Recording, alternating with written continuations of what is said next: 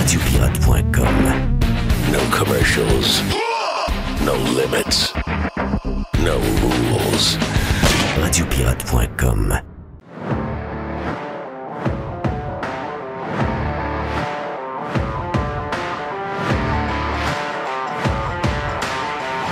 On est un peu entre l'arbre et l'écorce. On est entre deux émotions. Les Browns sont sortis, c'est une maudite bonne nouvelle. Très bonne nouvelle. Très bonne nouvelle. Je déteste les Browns. Donc, mais la patente, c'est est-ce que c'était le dernier match de Patrice Bergeron? Moi, je pense que oui. Ça semblait ça à la fin. Hein? Oh, oui. Il est resté sur la glace, puis il a fait une accolade à chaque joueur qui sortait. C'est la fin pour Bergeron. Qui a joué blessé. Oui. Gars très courageux. Très courageux. Qui s'est mis dans le trouble en jouant le dernier match qu'il n'aurait jamais dû jouer. Mais qui a fait ça parce que c'est un gars de cœur, puis il a fait ça pour son père. Oui. Donc, c'est la fin de Patrice Bergeron. Qu'est-ce qui va arriver de Patrice Bergeron? Est-ce que Patrice Bergeron va revenir s'installer à Saint-Og ou il va pas mal rester à Boston? Si les Browns sont sérieux, moi je pense qu'ils le sont, ce gars-là va rester dans l'organisation. Il n'ira pas ailleurs. Cam Neely, moi, je pense que ce sera le bras droit de Cam Neely et il sera le dauphin de Cam Neely. Tout à fait logique. Tu sais, il y en a qui vont dire « Ouais, mais t'es pas tout gestionnaire là-dedans. Ouais. » Patrice Bergeron, il a tout. C'est un gars humble. C'est un vrai de vrai. Tu sais, le coach a dit parce que Patrice Bergeron n'aurait jamais dû jouer cette série-là. Puis en plus, c'est une série physique. Bravo aux Panthers en passant. Bravo aux Panthers. 43 points de différence entre les deux. Donc, les Panthers qui vont aller, d'après moi, ils vont la mettre dans le derrière à Toronto. Ça va être bien drôle. Toronto sont comme contents. Ah, OK, finalement, on n'a pas Boston, on a Floride. Yes. Ah ouais, je vous souhaite la meilleure des chances. Toronto, eux autres, ils voient le chemin s'ouvrir. Oui. Je pense qu'ils vont pogner un os. Mais, ça pour dire que ça arrive, là. Non, mais là... Le coach, le chauve en arrière du banc, là, il dit quand Patrice Bergeron est là, puis moi, je vous dis pas que je connais Patrice Bergeron beaucoup, mais bon, je joue au hockey pas mal avec les boys, puis c'est souvent à peu près les mêmes réseaux. Donc finalement, tu finis par croiser Patrice Bergeron une couple de fois. Et Patrice Bergeron, dans la gang de hockey, il y a toutes sortes de gars. Là. C'est n'importe quoi. Les gars de hockey sont tous pareils. C'est loin d'être vrai. Il y a des personnalités très différentes. Il y en a qui sont très émotifs, il y en a qui sont très crinqués, il y en a qui sont détestables, il y en a qui sont très gentils. Tu sais, un gars comme Simon Gagné. J'ai essayé de trouver, voir dans la place un gars qui n'aime pas Simon Gagné. C'est assez dur à trouver. Patrice Bergeron, c'est une classe à part. OK, Patrice Bergeron, première fois que tu jases avec. Premièrement, tu sais, moi, je me rappelle une fois, j'ai fait une entrevue. Quand Patrice Bergeron a commencé comme joueur de hockey, il avait pas une grosse carrière de hockey mineur. Là. Lui a joué avec Acadie Bathurst. Oui, mais ça n'a pas été long. Non, ça n'a pas été long. Ça n'a pas été long. Et puis moi, j'avais été surpris. À un moment donné, il joue sa première saison, puis il décide. J'étais à choix à ce moment-là. Quelle année, ça? Hein? As-tu les années? Oui, c'est 2002 et 2003. OK. Donc, 2002-2003, finit sa saison. Première place qui vient jaser, c'est où? C'est dans le studio de Radio X, quand on était Morning Man. Puis, je suis un gars de hockey, donc je connais un peu la game. Puis je dis à Patrice, pour un gars de ton âge, c'est un kid, là. Et c'est un gars de ton âge. Je dis, moi, ce que j'en reviens pas, c'est que déjà, on dirait que tu as 25 ans, puis quand tu regardes la game, tout a l'air lent alentour de toi. Donc, puis le Doc Boucher, là, il a entraîné ces gars-là. Donc, il sait un peu de quoi je parle. C'est que pour préparer le jeu, pour faire la bonne passe, pour voir qu'est-ce qui va arriver, si tout va trop vite dans ta tête, tu prends toujours les mauvaises décisions. Mais quand tout est au ralenti, d'abord, tu as l'air d'un gars d'expérience alors que le gars vient d'arriver. Tu voyais déjà à ce moment-là que c'était un joueur exceptionnel. Il a commencé avec Boston, il devait avoir 18 ou 19. Là. C'est ça, exact. On s'est entendu parce que lui, il est né en 1985, puis sa première saison à Boston, il a commencé en 2003. Voilà. Donc, c'est 18 ou 19 ans, je ne sais pas de la date qu'il est né. Là. Mais on voyait tout de suite. C'est énorme. On voyait tout de suite que oui, il y a de l'éthique de travail là-dedans. Oui, il y a un paquet de choses pour réussir. Ça ne prend pas juste une chose. Mais on a tout de suite compris que Patrice Bergeron, c'est une intelligence à part. OK? Parce que lui, tu le vois, là, c'est un scientifique, la manière qu'il regardait la game, la manière qu'il jouait. C'est pour ça qu'il était bon dans tout. Puis, quelques années après, je recroise Patrice sur Grande Allée. Puis là, content de le voir, puis, puis on parle de hockey un peu. Puis là, il me dit qu'il a changé son entraînement, il a enlevé du poids en haut, il a concentré son poids dans les jambes pour éviter les blessures, etc. Puis ça, c'est pas longtemps après qu'il y a eu son premier accident là, qui l'a blessé considérablement au niveau des c'est quoi, comment on appelle ça déjà, les commotions cérébrales, voilà. Commotion cérébrale, merci, Doc. Puis, tu sais, je l'écoutais, là. Je ne sais pas sur quoi. Il y avait moi, Marc Fortier, lui, on était 4. Puis j'ai dit, ce gars-là, il était une classe à part, là. Lui, s'il n'est pas joueur de hockey, lui, c'est un médecin spécialiste, là. Lui, tu vois que c'est un gars à part, là. Pas juste de hockey. Des hockeyeurs, j'en ai vu plein, là. J'en connais plein. C'est tous des bons gars. C'est tous des bons gars. C'est des gars avec qui je suis bien. J'ai passé ma vie dans le hockey. D'ailleurs, Jay the Pilot, je veux saluer Jay the Pilot. Jay the Pilot Jay the Pilot est avec nous autres jeudi. Oui. Il vient me quêter une bière que j'ai pas jeudi après-midi à ma construction. Puis vendredi soir, il m'écrit, je pense que c'est vendredi soir, il m'écrit, il dit « Hey, je suis à Boynton Beach. » Lui, il voyage, il est dans l'avion. C'est un pilote. Il dit je mange du poisson chez un gars que tu dois connaître, Jean-Marc Richard. Je dis « Voyons, Jean-Marc, c'est que tu fais là? » Lui, il se tient tout le monde. Il est plus jeune que nous autres. Jean-Marc Richard. Jean-Marc, c'était un des meilleurs défenseurs de hockey junior qu'il y a eu. Puis Jean-Marc a joué avec des équipes incroyables. Là. Si vous faites le hockey DB de Jean-Marc Richard, il a toute une carrière de joueur de hockey. Donc, il était plus ça. Les gars de hockey, c'est du bon monde, des bons gars. Les gars de hockey, ils n'ont pas été à l'école. Non. Les gars de hockey, c'est tous des bons yabs. Mais Patrice Bergeron, peut-être une couple de trucs de cul dans la gang, là, mais je veux dire en général. Mais Patrice Bergeron, c'est un gars à part. Patrice Bergeron, ça va être un DG là, dans ce ligue-là. Il est bien trop brillant. Là. Non, c'est sûr. Quand Cam Neely l'aura formé, quand il l'aura formé après 2 ans, Cam Neely, il va aller voir. Comment il s'appelle le gars qui a l'équipe depuis 100 ans? Là? Monsieur Chose à Boston. Kraft? Pas Kraft. Non. Il va aller voir le propriétaire, qui est un des propriétaires probablement les plus influents de la Ligue en passant. Le gars qui n'aime pas Québec, là? Le gars qui ne veut pas une Nordique. Ça, c'est le gars qui ne veut pas une Nordique. Cam Neely va aller le voir et va dire, sais-tu quoi? Jeremy Jacobs. Il va dire, Monsieur Jacobs, j'ai donné surtout hier, il a pris un coup de vieux, là, veut pas. Tu fais une saison record, tu te fais sortir, tu mènes 3-1 en plus dans la série. Tu as juste une game à gagner. Tu laisses les Panthers remonter, tu lui donnes encore une chance, un autre une chance. Hey, le match de vendredi soir, excusez-moi, là. Ce match-là, là, c'est un match série Netflix. Là. C'était que la 3e période, 7 buts. Et là, match ultime. Donne un but à mon joueur Montour à la fin de la 3e, alors qu'il n'y a plus de goaler. Puis là, tu t'en vas dans le 7e match en prolongation, puis les gars sont nerveux un peu, puis là, ils commencent à sentir la pression.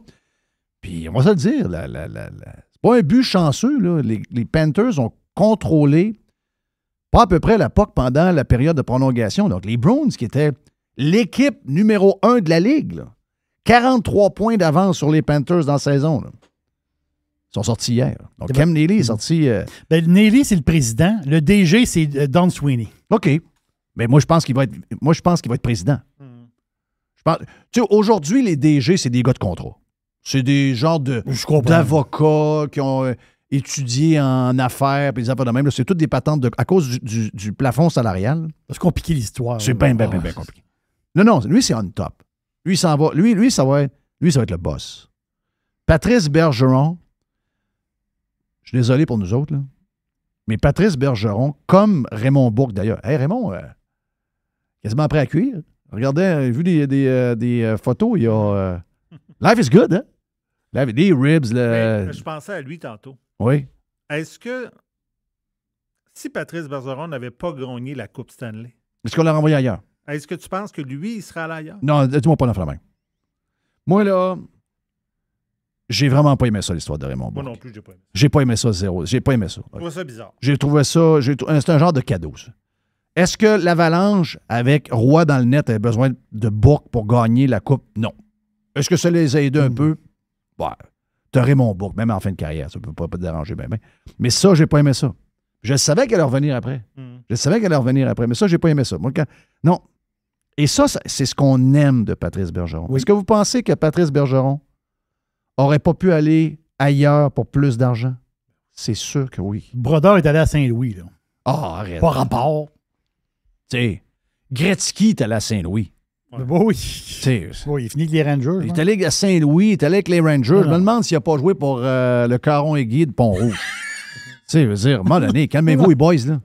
Tu sais, Wayne, deux Oui. équipes, ça aurait été correct, là. C'est ça. C'est- Il aurait dû finir ça à Los Angeles. Ben ça, c'est ce que j'ai... Ça montre Bergeron. C'est ça que je veux vous dire. C'est que Ça, moi, Bergeron, j'adore ça. plus que Bourque. En 2011, ils ont gagné la Coupe. OK. Mais le point est bon. Le point Mr. White est très bon.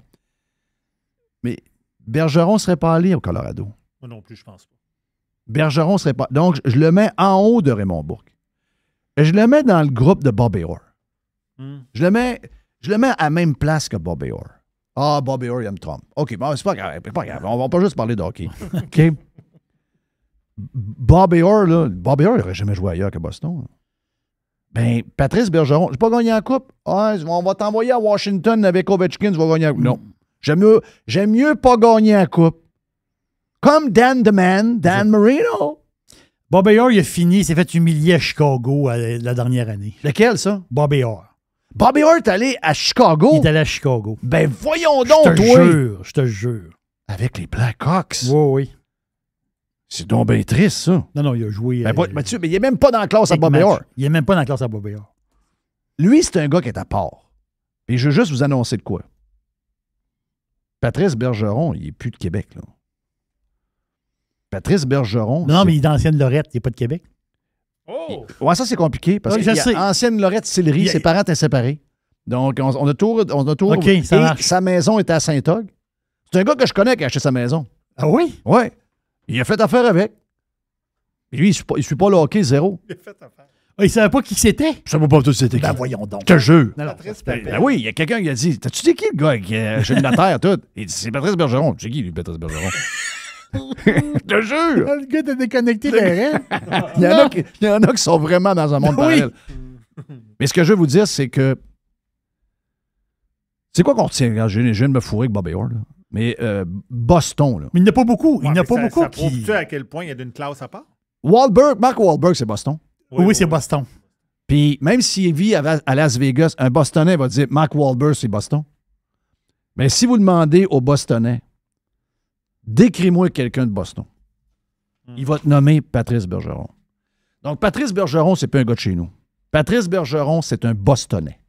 De quoi tu fais? Ça fait... Tu sais, moi, je suis parti du Saguenay, j'avais 20 ans. C'est un pur Bruins. C'est un pur Browns. Même Cam Neely, c'est pas un pur Bruins. Oui. Il a commencé à Vancouver. Là. Hein? Ben oui, il a commencé sa carrière à Vancouver. Il a été échangé à Boston. Le gros de sa carrière, il l'a fait à Boston, mais c'est un gars il a joué 3 ou 4 ans à Vancouver. Là. Bon, ben finalement, là. Le pur Bruins, c'est Bergeron. Il y en a qui vont dire Tom Brady. Non. Tom Brady, c'est Boston. Non, Tom Brady, c'est zéro Boston en plus. Le gars, voyons, il va se faire épiler. Voyons donc, il est zéro Boston, là. Non, essayez d'en trouver, là. Mais, il y a pour les Red Sox. Non, là, il est parti, là. Non. À Boston, là, le symbole de la ville, là, les gens, ils vont, dans 20 ans, dans 30 ans, dans 40 ans, ils vont vous dire Hey, c'est qui top de Boston? Patrice Bergeron.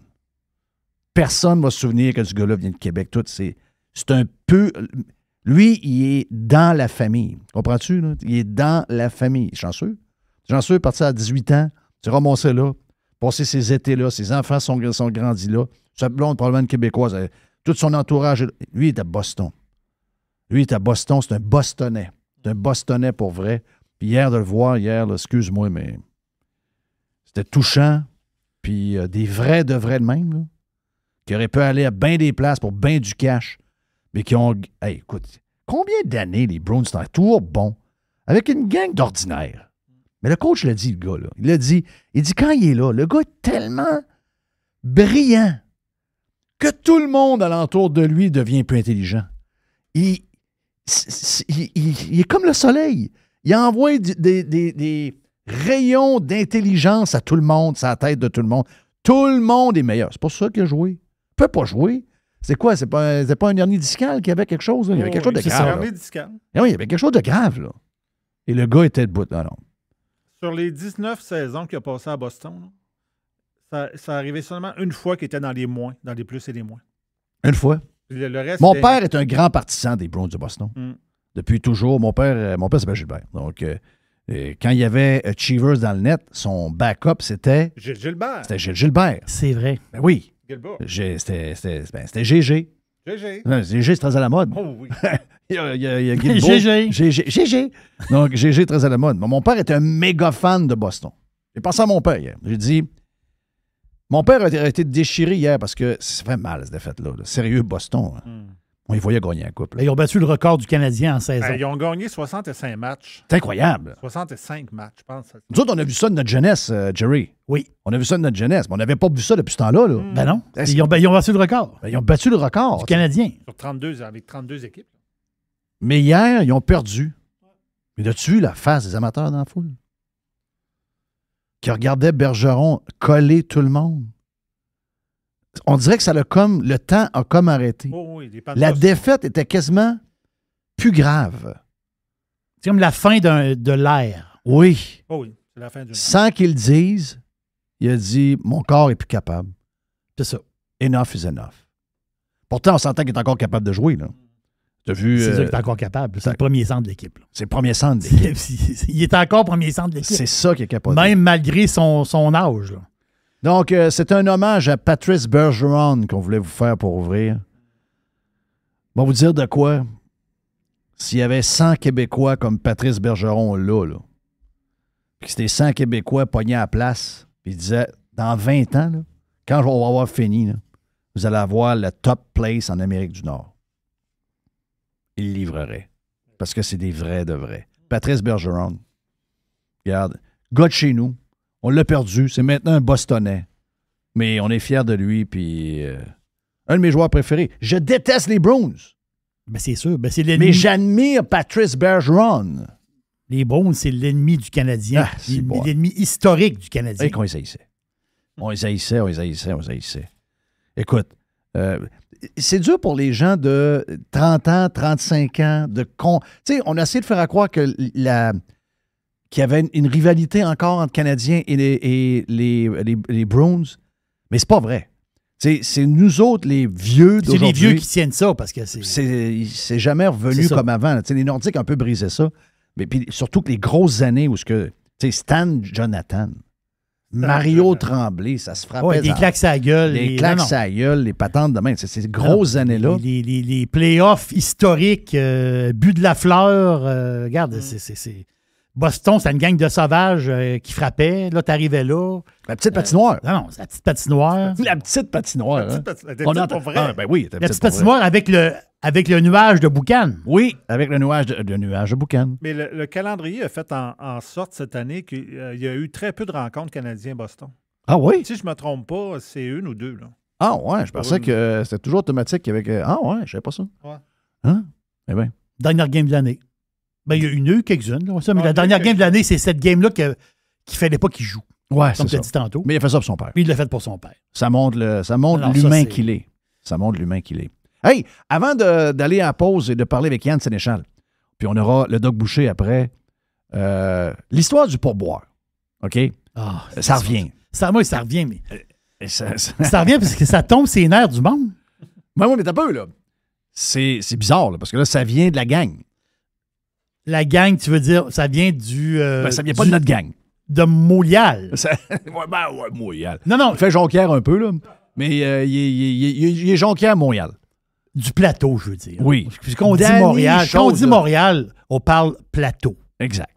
Plateau, on parle de petite vedette qui se croit au-dessus de tout le monde. Danny, pas tant de choses, là.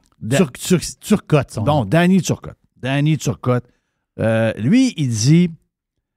Est-ce que c'est juste moi, mais j'ai un malaise quand j'arrive pour payer et que comment est-ce qu'on appelle ça, là, le genre de petit écran là, qu'on a, là? Le patente de paiement, l'unité de paiement, suggère pas 15 %. Le plus bas qu'il y a, c'est 18 18. de pourboire. Et je veux juste rajouter une affaire. C'est que le repas qui coûtait 20 il y a 3 ans coûte 30 aujourd'hui. Puis là, je suis mollo sur mon affaire. Il coûte 30 peut-être 35, mais on va le mettre à 30 qu'on comprenne. Donc, si, mettons, vous aviez 15 sur 20 OK, c'était 3 ben aujourd'hui, on s'entend que vous êtes rendu à 5 OK? Pour le même service, là, avec le même poulet, la même salade, le même petit pain, là. Boum!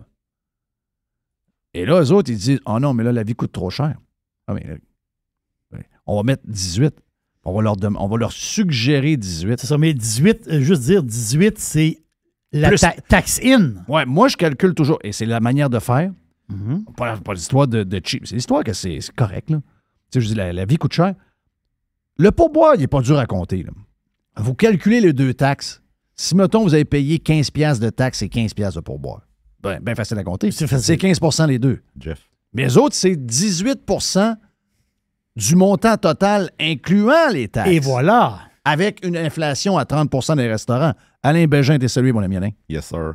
Un petit truc facile quand vous le faites avec le terminal, moi, c'est 13 C'est 13 C'est 13. C'est 13,1 en réalité. Là, mais c'est 13 tu tombes à 15 avant taxe. OK, good. Paf. Donc, 13 t'es correct. À 13, paf. Puis je suis comme toi.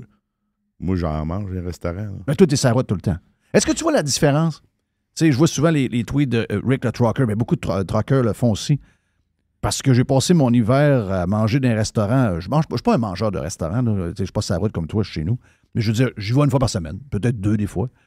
Et quand tu reviens, oui, l'épicerie, ça te saute aux yeux comment c'est cher.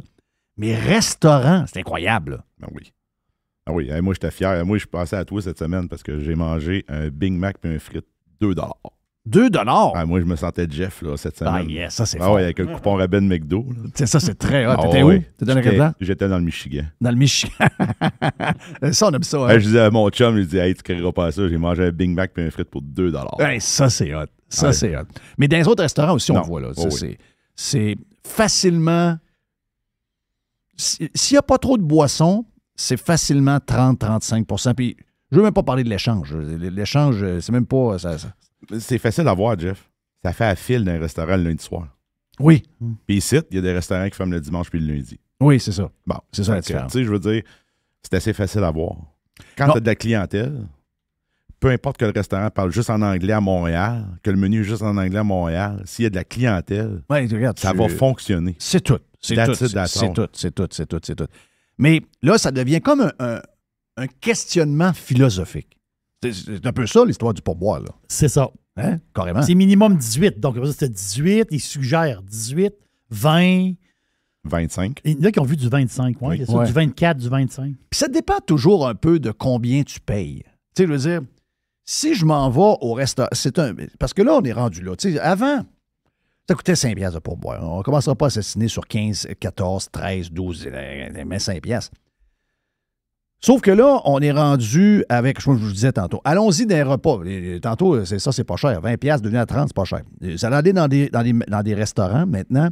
Si vous allez manger un samedi soir dans un restaurant, si vous allez dans un restaurant, mettons, à Québec connu, pour être sûr que le gars soit capable de ramasser ses millions qu'il a donnés à Stéphane Huot, ben, il va vous charger pour un risotto, il va vous charger, je sais pas, mais il va vous charger 30 $.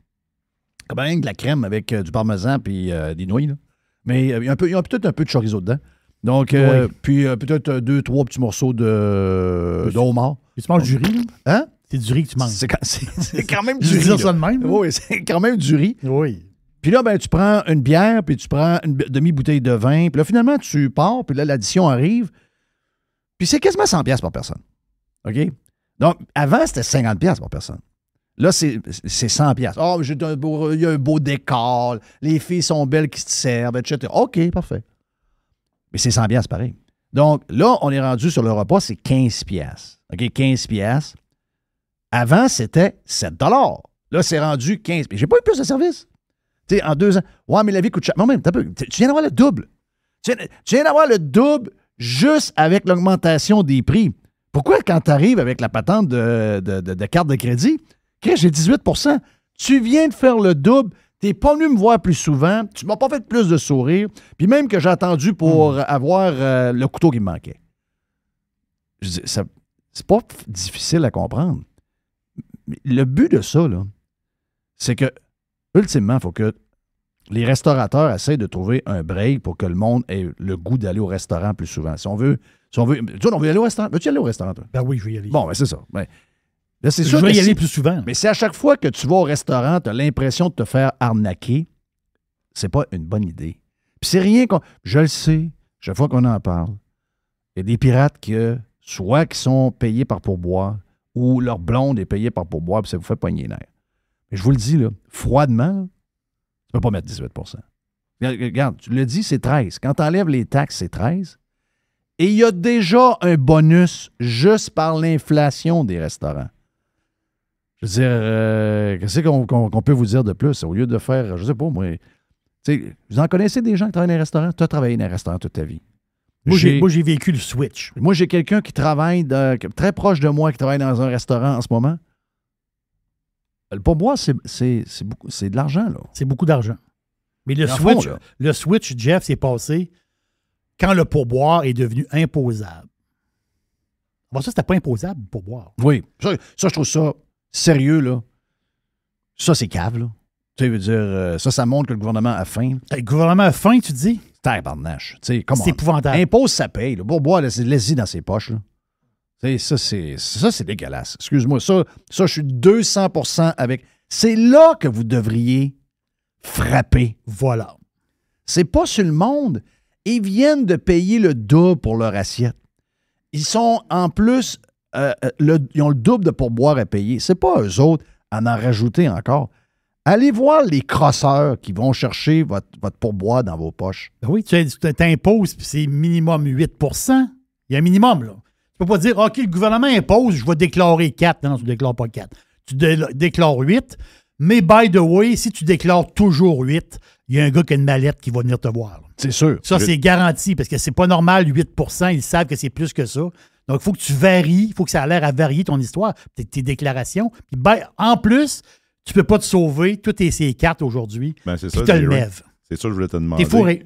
Et avec les paiements électroniques, aujourd'hui, tout est ces cartes. Tout est ces cartes. Est-ce que je sais pas, je suis plus dans la restauration, mais il est obligé de déclarer s'il se fait donner 15, il est obligé de donner. Ah, mais les bons restaurants, ils le font déjà à source. Ils le font déjà à source, c'est ça. Oui, ils font déjà à source. Mais avant ça, tu avais un jeu parce que c'était les cartes de crédit étaient beaucoup moins. ChargeX, ça marchait pas bien. Pas bien. Il y avait beaucoup de cash. Il y avait beaucoup de cash. Cette année, là, le carbone n'a pas marché, on va recommencer comme ça. Non, là, aujourd'hui, c'est plus. Quoi? C'est 70 % carte de crédit, j'imagine?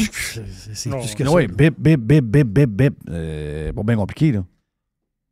Tu l'as toujours dit, Jeff. À un moment donné, l'argent, il faut qu'elle peut passer un tour. Oui. Si tu laisses l'argent, tu dis, on n'impose pas les pourboires. Ben, les employés, eux autres, à 10 % ils vont être très, très, très contents de ton pourboire. Exact. Puis tu sais quoi? Ils vont être heureux parce que l'argent va être clair dans les poches. Puis au bout de 2 jours, il est déjà taxé. Parce qu'au bout de 2 jours, ils l'ont dépensé. Ben oui. Ils sont déjà le cash qu'ils ont dans les poches de plus. Voilà. Je m'achète ci, je m'achète ça. Tu vas la retrouver, ta maudite taxe. Tu vas la retrouver. Une gang de coquets. Non, le gouvernement, c'est une gang de coquets. Ils ont besoin d'avoir une ligne à tous les 2 heures. Calmez-vous une heure. Elle va sauter une couple de jours. Vous allez la revoir pareil. Puis vous allez donner un break à la restauration, vous allez donner un break au monde. C'est le fun d'avoir un break, hein? De temps en temps. Un genre de petit break sympathique. On s'en va vers Yann Sénéchal dans les prochains instants, ici même sur Radio Pirate Live de ce lundi. Fait beau en tabarouette. Fait vraiment beau. C'est ça qui nous sauve. Beau mois de mai. À date, c'est un très beau mois de mai. Juste du bon stock. La radio pirate de Jeff Fillion. RadioPirate.com. Juste du bon stock. Every hour. Du bon stock. RadioPirate.com. Get pirate or get out. On est stand-by pour une boîte à Jerry. Et on a le Doc Boucher qui va venir nous jacasser un peu. J'ai écouté le Doc Boucher la semaine passée. J'ai fait des changements. Quand il m'a parlé que je devais manger pendant que je travaille parce que mon cerveau a besoin de 200-250 calories. Donc, le fasting, vu que moi, toute mon énergie est mise le matin, c'est pas une bonne idée. Donc, banane Et le retour à mon petit Bol de céréales. bol de céréales avec mes Cheerios, 5 patentes chaudes, 5 grains. Juste ça. Donc, parce que je me disais, comment ça se fait que je suis plus fatigué qu'avant? Ben, c'était ça. Donc, je mangeais juste après, parce que je faisais mon fasting. Écoute, là, votre recette, c'est votre recette. La mienne, j'ai essayé de quoi, ça n'a peut-être pas marché, mais ça ne veut pas dire que ça ne marchera pas pour vous autres. On fait chacun nos affaires, OK? Mais je veux juste vous dire que le Doc Boucher a réussi à me convaincre là-dessus. On est avec Yann Sénéchal, votre conseiller.net, notre chum Yann, qui est avec nous autres. On a plein de sujets. On a jasé d'ailleurs sur le Prime, bien le fun de jaser comme d'habitude avec Yann, les 2 pieds sur le pouf. On a un super texte en fin de semaine, Yann, sur les impôts qui... en tout cas, de ce que la presse nous raconte, c'est que plus tu es imposé comme citoyen et plus tu es heureux. Donc, est-ce que c'est vrai? Écoute, ils ont tellement tout inversé là-dedans. Dans le sens que, première des choses, c'est quels les pays les plus imposés au monde? C'est les pays communistes. Sont-ils heureux? Non, ils ne sont pas heureux. OK, bon. Déjà là, on vient de débâtir un peu tout ça. La réalité, c'est que les pays qui sont riches ont généralement des impôts assez élevés aussi. Mais pourquoi c'est comme ça? Est-ce que c'est parce qu'on a imposé beaucoup les gens qu'on est devenu riche? Ou ben non, c'est parce qu'on est riche qu'on impose beaucoup les gens. Ben, la réalité, moi, je pense que c'est plus la deuxième option. Oui. T'sais, on prend souvent l'exemple de la Norvège. Donc, la Norvège avec... c'est ça, c'est la Norvège avec le fonds souverain de pétrole. Le fonds souverain, c'est le fonds norvégien, exactement. Je pense qu'ils ont fait, dans le dernier trimestre, je pense qu'ils ont fait une affaire comme 100 millions de dollars de gains. Donc, quand ils investissent les millions... je ne sais plus comment ils appelaient ça, là. Mais ils font tellement de cash juste sur leur placement maintenant. C'est ça. Qu'ils peuvent améliorer leur place. Mais ils ont fait ça avec le pétrole parce qu'ils sont riches en ressources naturelles, puis ils ont été plus bright que tout le monde. Ils l'ont fait d'une manière qui était différente de tout le monde, puis aujourd'hui, ça leur rapporte. Et les gens vont là, puis ils disent « c'est clean, c'est bien fait. » Ouais, mais ils sont riches. Et ils ont des systèmes qui vont avec. Moi, je ne sais pas combien de fois je vais devoir le dire. Moi, je ne suis pas contre les impôts. Puis je pense qu'on est tous en même place. Il n'y a personne qui est contre les impôts. Je veux dire, si demain matin, tu me dis le Québec devient l'endroit. Tu sais, hier, ma belle-mère me dit « mon voisin en Floride a été hospitalisé. Dans sa chambre, il y avait un salon. Donc, il y avait un divan avec une grosse TV écran plat, puis il y avait une table pour manger. Il était comme dans un hôtel. » Je dis « Ah ouais, tabarnouche. » Je dis « Il avait quasiment le goût d'être malade. » Ben, elle dit « Pas tant que ça, mais elle dit « Il a trouvé qu'il y a eu un service 5 étoiles. » OK, je comprends, il y a une assurance, il est dans un système privé. Mais si moi, tu me dis, tu payes les impôts là qu'on demande de payer, qui sont des impôts les plus élevés au Canada et aux États-Unis, puis je sais pas, regarde, on se répète là. On a des hôpitaux écœurants. Je vois un médecin en dedans de 15 minutes. J'ai une hanche à changer. Au bout de 2 semaines, c'est fait. Nos routes sont écœurantes. Il y a des gens qui nettoient tout. C'est clean. Il y a des fleurs partout. Il y a des trains. Il y a tout. On a tout. Vois-tu quoi? Tu me demandes un autre 100$ de plus, je te le donne. Chris, c'est quoi qu'ils ne comprennent pas dans l'histoire que nous, on est imposé à l'os, on est taxé à l'os, mais tout ce qu'on a, c'est détruit, c'est en ruine. Ah, puis on peut challenger plusieurs affaires là-dedans. Premièrement, mesurer le bonheur, c'est quelque chose d'extrêmement subjectif. Oui. Ah, mais là, c'est des grands chercheurs de la London School of Economics, blablabla. Bla, bla. Écoute, tu dis que le Québec ou le Canada est dans des endroits où est-ce que les gens sont relativement heureux sur la planète, parfait. Il y a juste un bug avec ça. Comment ça, le Canada se ramasse dans un des pays qui a le plus de consommation d'antidépresseurs et anti-anxiété?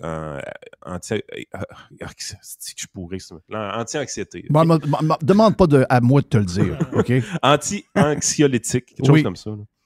Bon, pourquoi on est un des endroits dans le monde où on en consomme le plus et qui, à l'intérieur même de ce pays-là, le Québec est un des endroits qui en consomme le plus aussi. En fait, la consommation du Québec de ces médicaments-là est quasiment de 30 à 50% plus élevée qu'ailleurs au Canada. Ben oui.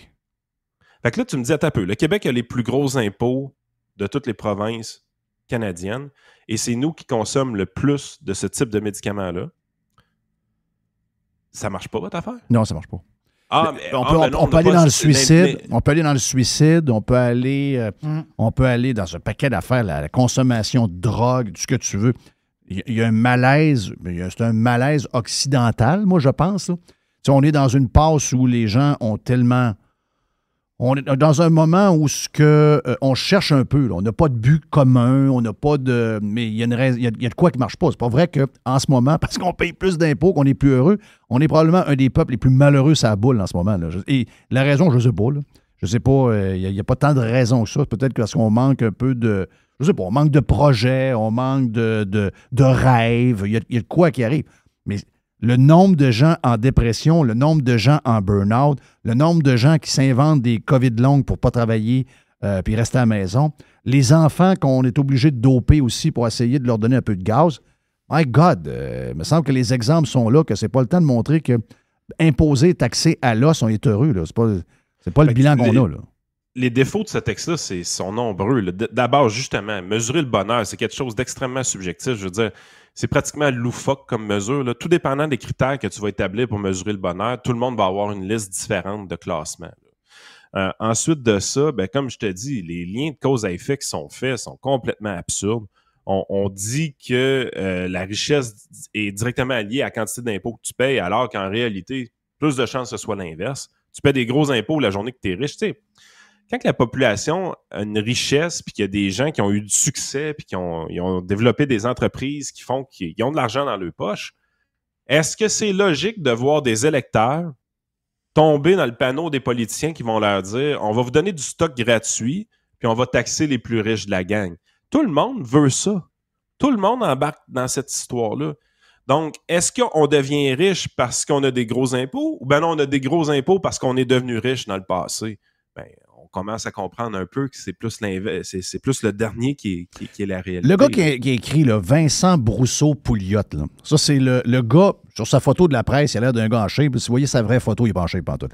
Mais le gars, c'est le gars qui était amoureux des mesures. Lui, il était très heureux quand le gouvernement l'enfermait chez eux. Il aimait ça, lui. Lui, il adorait ça. Tu sais, comme tu dis, le bonheur, c'est relatif. Moi, pendant la COVID, je n'étais pas heureux, là.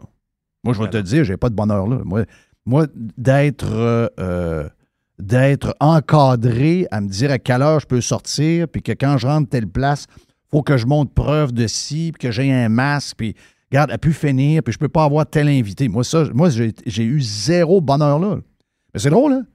Il y avait eu des genres d'études de fait. Les gens étaient contents. Et même, je me rappelle que Geneviève Peterson, qui était au Journal de Québec à ce moment-là, disait « Hey, moi, là, je voudrais que ça continue, j'aime ça. » Et après ça, il y avait une humoriste qui a dit « Ah ben moi, j'aime ça de même quand le gouvernement me dit exactement quoi faire. » Donc, comme tu dis, c'est très relatif, dépendamment quel genre de personne on est, là.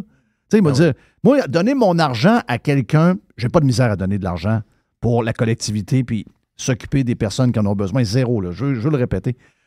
Sauf que de voir que tout est en ruine puis que la moitié de ma paye s'en va pour ta gang de voyous-là qui se comportent comme les mafieux. Les mafieux qui rentraient d'un bar m'ont donné donne-moi 25 de ton chiffre d'affaires de ton bar, puis tu vas voir que tu n'auras pas de misère avec les gangs de rue, les cibles. De la protection. Oui, j'ai l'impression que c'est un peu protégé. Moi, je n'aime pas ça, moi. J'aime pas ça être pris en otage.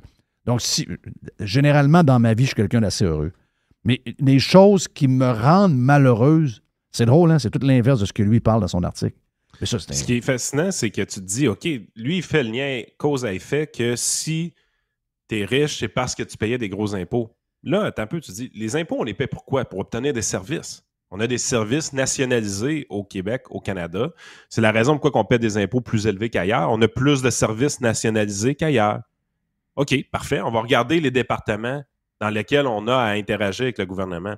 Techniquement, si j'ai besoin d'un service à la clientèle gouvernementale, je devrais avoir un meilleur service à la clientèle au niveau du gouvernement qu'au niveau du privé. Pourquoi toutes mes mauvaises expériences de service à la clientèle sont toujours au niveau du gouvernement? Toujours. Tu sais, je veux dire, avez-vous fait une demande de passeport dans la dernière année? C'est une catastrophe. Oui. Avez-vous fait une demande de renouvellement de permis de conduire ou ben non de plaque de char présentement? C'est une catastrophe. Je veux dire, même les entreprises qui sont en forte pénurie de personnel, qui sont obligées de fermer des journées dans la semaine pour réussir à maintenir un service qui est moindrement de qualité, réussissent à nous donner un service qui est plus de qualité que le gouvernement, qui, lui, manque pas vraiment de personnel. En plus. Il dit qu'il en manque, mais il en manque pas. Non, non. OK? Ils en en masse. Fait qu'à un moment donné, tu es là, tu te dis, qu'est-ce que ça va prendre pour que les Québécois comprennent comment on a réussi à créer cette richesse-là? Parce que moi, je connais pas personne qui aime payer ses impôts. Puis le début de son texte est aussi fascinant. Hey, ma fille a pleuré. Moi. Ma fille, elle a eu un surplus d'impôt de 1700$. Puis quand elle a fait son chèque, elle avait des grosses larmes. Elle a dit, mais qu'est-ce qu'ils font avec ça? Ben, je dis, ils font plein d'affaires. Ben, moi, mais j'ai pas de docteur. T'as un panier de service. J'ai brisé l'auto dans la rue l'autre fois avec le gros trou. Qu'est-ce qu'ils font? Ben, j'ai dit, regarde, c'est ça, tu découvres de bonheur qu'ils sont là. Ils vont te fourrer le même ta vie. Je veux dire, tu vas avoir ce feeling-là toute ta vie. Ben, ma fille est extrêmement heureuse, mais quand elle a fait son chèque, elle n'était pas très de bonne humeur, là. Mais tu sais, il commence son texte en disant si vous n'avez pas payé vos impôts au mois d'avril, c'est que vous êtes dans les 50% de Québécois qui pensent qu'ils payent trop d'impôts. Hey, il y en a 40% qui n'en payent pas. C'est qui le 10% d'attardés qui en payent et qui sont contents? Ben oui, ça n'arrive pas, ça. Ça n'arrive pas 0, 0, 0. Tout le monde souhaite d'avoir un retour d'impôt. Voyons. Moi, je vais te dire de quoi, là. Mon rêve, c'est de me sauver de payer de l'impôt parce que j'aimerais tellement ça qu'ils viennent à la maison, comme Jerry a déjà soulevé il y a plusieurs années. Oui. Viens chercher ton dû, cogne à la porte, puis demande-les. Parce que ce qui nous a fourré, puis je pense que il est là le bug. Ce qui nous a fourré, c'est l'impôt à la source. Ben oui. C'est ça qui nous... Parce que ma fille, elle dit, c'est pas une conne, là. Elle dit, c'est ma plus jeune, mais tu sais, elle n'a pas 20 ans encore, là, mais elle dit, je le sais qu'il m'enlevait des impôts sur ma paye, mais je ne regarde pas ma paye tout le temps pour savoir combien il m'a enlevé. Parce qu'elle en a assez pour vivre, elle vit avec nous autres. Puis, tu sais, on s'occupe de ses études, bien un paquet d'affaires. Donc, elle s'organise pour avoir son argent pour elle. Elle est en train de se ramasser un bon montant d'argent parce qu'elle a un rêve d'aller finir ses études universitaires ailleurs. Mais je veux dire, tu sais, elle n'est pas en train de surveiller son talon de chèque pour voir, OK, ils m'ont enlevé ci, puis là, ben la régie des rentes a enlevé ça, l'assurance chômage. Elle n'a pas checké ça de même. Elle savait. Mais là, elle vient de voir qu'en plus, ils ont enlevé un 1700. Il n'y a personne qui est heureux de ça, là. Tu sais, imagine-toi si ces gens-là devaient venir la voir et lui dire, « Hey, mademoiselle, vous avez fait 20 000 cette année, on vous demanderait 2 000. » Elle dit, « Oui, pourquoi? » Ça, c'est pour l'université. Ça, si vous allez à l'université. Ah ouais? Ben, elle dit, parfait, vous êtes là, on vous en parler à l'université. Elle dit, mon prof de bio, là, elle dit qu'il n'arrête pas de me parler, qu'il n'y a pas de genre. Elle dit, m'énerve. OK? Donc, je ne veux pas en avoir des profs de même. Je veux un prof qui me montre qu'est-ce que c'est dans la vraie vie, la bio, les enfants de même. Tout, c'est pas. Puis qu'elle me dise qu'il n'aime pas Éric Duhem dans un cours à l'université, je veux rien savoir. Donc, je trouve que le service n'est pas bon, je ne l'ai pas payé. Il n'est pas bon. Je vais juste te payer 50 ça ne vaut pas plus que ça. S'ils venaient, puis ils venaient cogner pour venir chercher leur dû, on va dire de quoi ils seraient gênés un peu, je pense. C'est gêné, tu dis? Hein? Ils seraient gênés. Pas à peu près. Et puis, ça a été anodin. La semaine passée, j'ai eu à téléphoner au gouvernement pour les taxes. Une longue histoire courte. J'avais programmé mon paiement de taxes personnelles à la fin du mois. Puis, je pense que je me suis trompé dans la fin de ma banque. Tout ça, j'ai déprogrammé ça. J'ai enlevé la ligne de programmation. Fait que là, fallait que je me rappelais plus combien fallait que je paye. Puis, j'avais pas mon code alphanumérique que j'aurais dû avoir. Fait que là, j'étais fourré parce que les gens qui sont travailleurs autonomes, ils savent quand tu vas côté entreprise, les outils informatiques sont quand même bien faits, mais comme travailleur autonome, quand tu es inscrit aux taxes, c'est vraiment de la grosse merde. Puis moi, j'ai les deux chapeaux. J'ai une business, mais je suis aussi travailleur autonome. Fait que là, je n'étais pas capable de retrouver ce code-là. Fait que j'ai été obligé d'appeler. Juste pour demander ce Christy de code-là. Ça a été 40 minutes d'attente. C'est épouvantable. Mais Oui. 40 minutes d'attente, si tu te dis au moins, je vais avoir de la musique classique dans les oreilles puis je vais être capable de travailler en même temps. Ouais, c'est quoi qu'il disait, le gars, là? Il disait que il te répétait toujours le même message? Écoute, à toutes les 3 ou 4 minutes, il m'incitait à m'inscrire au service électronique. Asti, je t'inscris, Calis. Oui. Puis après ça, c'est genre, ça arrêtait pas, genre, de dire, nos échanges sont basés sur la courtoisie et le savoir-vivre. Ah, mais là, réponds-moi en dedans de 5 minutes parce que tu vas voir que je vais être moins courtois, là. Mais l'affaire, c'est que si j'étais capable de continuer à répondre à mes courriels, sacrément, sans t'entendre à toutes les 15 secondes me répéter les mêmes calices de niaiseries, je serais peut-être moins agressif aussi. Oui. Mais moi, à un moment donné, ces gens, Vous voulez nous mettre en attente 40 minutes? Fair enough. Mais ferme ta gueule. Oui, asti. mets du piano. Fais juste fermer ta gueule. Oui. Puis, je sais qu'il y a quelques entreprises privées qui le font, cette gaffe-là, dans le service à la clientèle, mais c'est rare, t'attends 40 minutes dans une entreprise privée. Là. C'est quand même assez rare. Depuis le D'ailleurs, télétravail, ça, c'est là, pire. puis en plus, là, les outils sont tellement simples. Regarde, on a un volume d'appels trop élevé. Laissez votre numéro de téléphone. Il y a quelque chose qui va demander votre nom. Ça, il y en a qui le font, des entreprises privées surtout. On va vous rappeler la minute que quelqu'un se libère. Les histoires d'attendre 40 minutes, ça, avec la technologie d'aujourd'hui, excuse-moi, là, c'est plus ça par tout. Parlant de technologie, il y a 3-4 mois, j'arrive, je veux téléphoner à l'AMF pour une question logistique de permis puis tout ça. Fait que j'arrive sur le site pour prendre un numéro de téléphone, puis là, je vois un onglet qui dit « Planifier une rencontre en ligne ». J'ai fait « Ah, ben tabarouette, au lieu d'être en attente, tu peux prendre rendez-vous avec eux autres. » J'ai dit « C'est le fun. » J'embarque là-dessus. C'est le même service de réservation de rendez-vous que j'utilise pour mon entreprise depuis 4 ans. Quand même pas pire. Ils sont rendus au même niveau que nous autres. Moi, là, écoute, c'est pour mon horaire à moi que j'utilise ça. Si tu veux réserver dans mon horaire, dans les 48 prochaines heures, je l'ai bloqué. Au début, je l'avais débloqué, mais j'aimais pas ça. Fait que je l'ai bloqué 48 heures. Mais après 48 heures, tu peux réserver une rencontre quand tu veux dans mon horaire. Puis si tu réserves dans mon horaire une rencontre, tu as réservé 13 heures, ben normalement, à 13 heures, le Zoom, il va partir, puis l'appel téléphonique va se faire, tout dépendant de ce que tu as sélectionné. Là. J'arrive sur le site du gouvernement. On s'entend, moi, je suis tout seul avec mon horaire. C'est mon horaire à moi personnel, donc il y a une personne. Au gouvernement, ils sont plusieurs. S'il y a quelqu'un en vacances, c'est pas grave. Là. Oui. Eux autres, pour prendre rendez-vous avec eux autres, c'est 7 jours. J'ai pas le droit de prendre rendez-vous pour les 7 prochains jours. Fait qu'il faut que je prenne rendez-vous absolument la semaine prochaine. Là, t'es là, tu dis, avec tout le staff que vous avez, vous n'êtes pas capable de débloquer ça 24 heures plus tard. Là. Non. Ben, si c'était vendredi en plus, avec le beau soleil, il m'a dit de quoi les fonctionnaires étaient tous en vélo. Là. Je les ai tous croisés. Fait que là, tu dis, OK, je vais prendre un rendez-vous la semaine prochaine. J'ai du temps de toute façon, tout ça. Fait que je prends mon rendez-vous. 11 heures. OK, je vais être sur la route à cette heure-là. Parfait. Fait qu'ils vont m'appeler à 11 heures. Ça va bien aller. Fait que moi, je roule entre Cabano puis Rivière-du-Loup. Je sais pas qu'est-ce que je faisais là, mais en tout cas, je suis allé voir des clients. Mais de 11h à midi, j'étais disponible pour cette rencontre téléphonique-là. J'ai jamais reçu mon appel. Ouais. À 4h30 le soir, je reçois un téléphone du gouvernement. Puis là, c'est l'AMF, tout ça, ça donne bien, tu sais, ça avait tombé entre 2 rendez-vous. Fait que ouais, ils se sont jamais excusés de ne pas m'avoir appelé à 11h. Ben non, ça ne dérange pas. Ben voyons donc, c'est pas grave. Fait qu'à la fin, j'arrive... C'est bien chanceux qu'on t'appelle. À la fin, j'arrive, j'ai dit, j'avais réservé à 11h, pourquoi vous ne m'avez pas appelé avant? Ah, notre système est là, tu as réservé 11h, mais nous autres, ça rentre dans la liste, fait que c'est juste que le système t'a passé là. Finalement, là, ça n'a pas rapport. Là, êtes-vous sérieux? C'est incroyable. C'est incroyable. Écoute, c'est des outils qu'on utilise dans les business. C'est incroyable. Moi, ça fait 4 ans, je pense que ça existe depuis plus longtemps que ça. Alors, sont donc bien mêlés. C'est plus que mêlé. C'est du monde qui se crisse de tout. C'est un des problèmes. Là. Ils se crissent de tout. Il n'y a pas de rigueur, il n'y a plus de structure nulle part. Voyons donc. Tout ce qu'on voit qui s'écroule, c'est pas pour rien. Là. C'est ça à la grandeur de la patente, là, Jerry. Il y a un article intéressant dans le journal Les Affaires. Ben, ça existe encore, ça? Oui, ça existe encore, journal Les Affaires. Hey, ça, c'est rendu à gauche en tabac. Non, ça, c'est à gauche, à gauche, plus à bizarre. gauche. Ça doit être climat all the way, là. Ça doit être des patentes vertes puis toutes les histoires, là. Oui, mais la face, c'est qu'ils ont interviewé un gars qui a une business de logiciels à Montréal. Puis c'est intéressant parce que le gars, il parle justement des histoires de télétravail, puis il parle... Là, je vois de mémoire, là. Le gars, il a 100 employés de plus qu'il y avait avant la COVID. Il y en a 300 total à peu près. Oui, 300 total. Puis il est 30% moins efficace.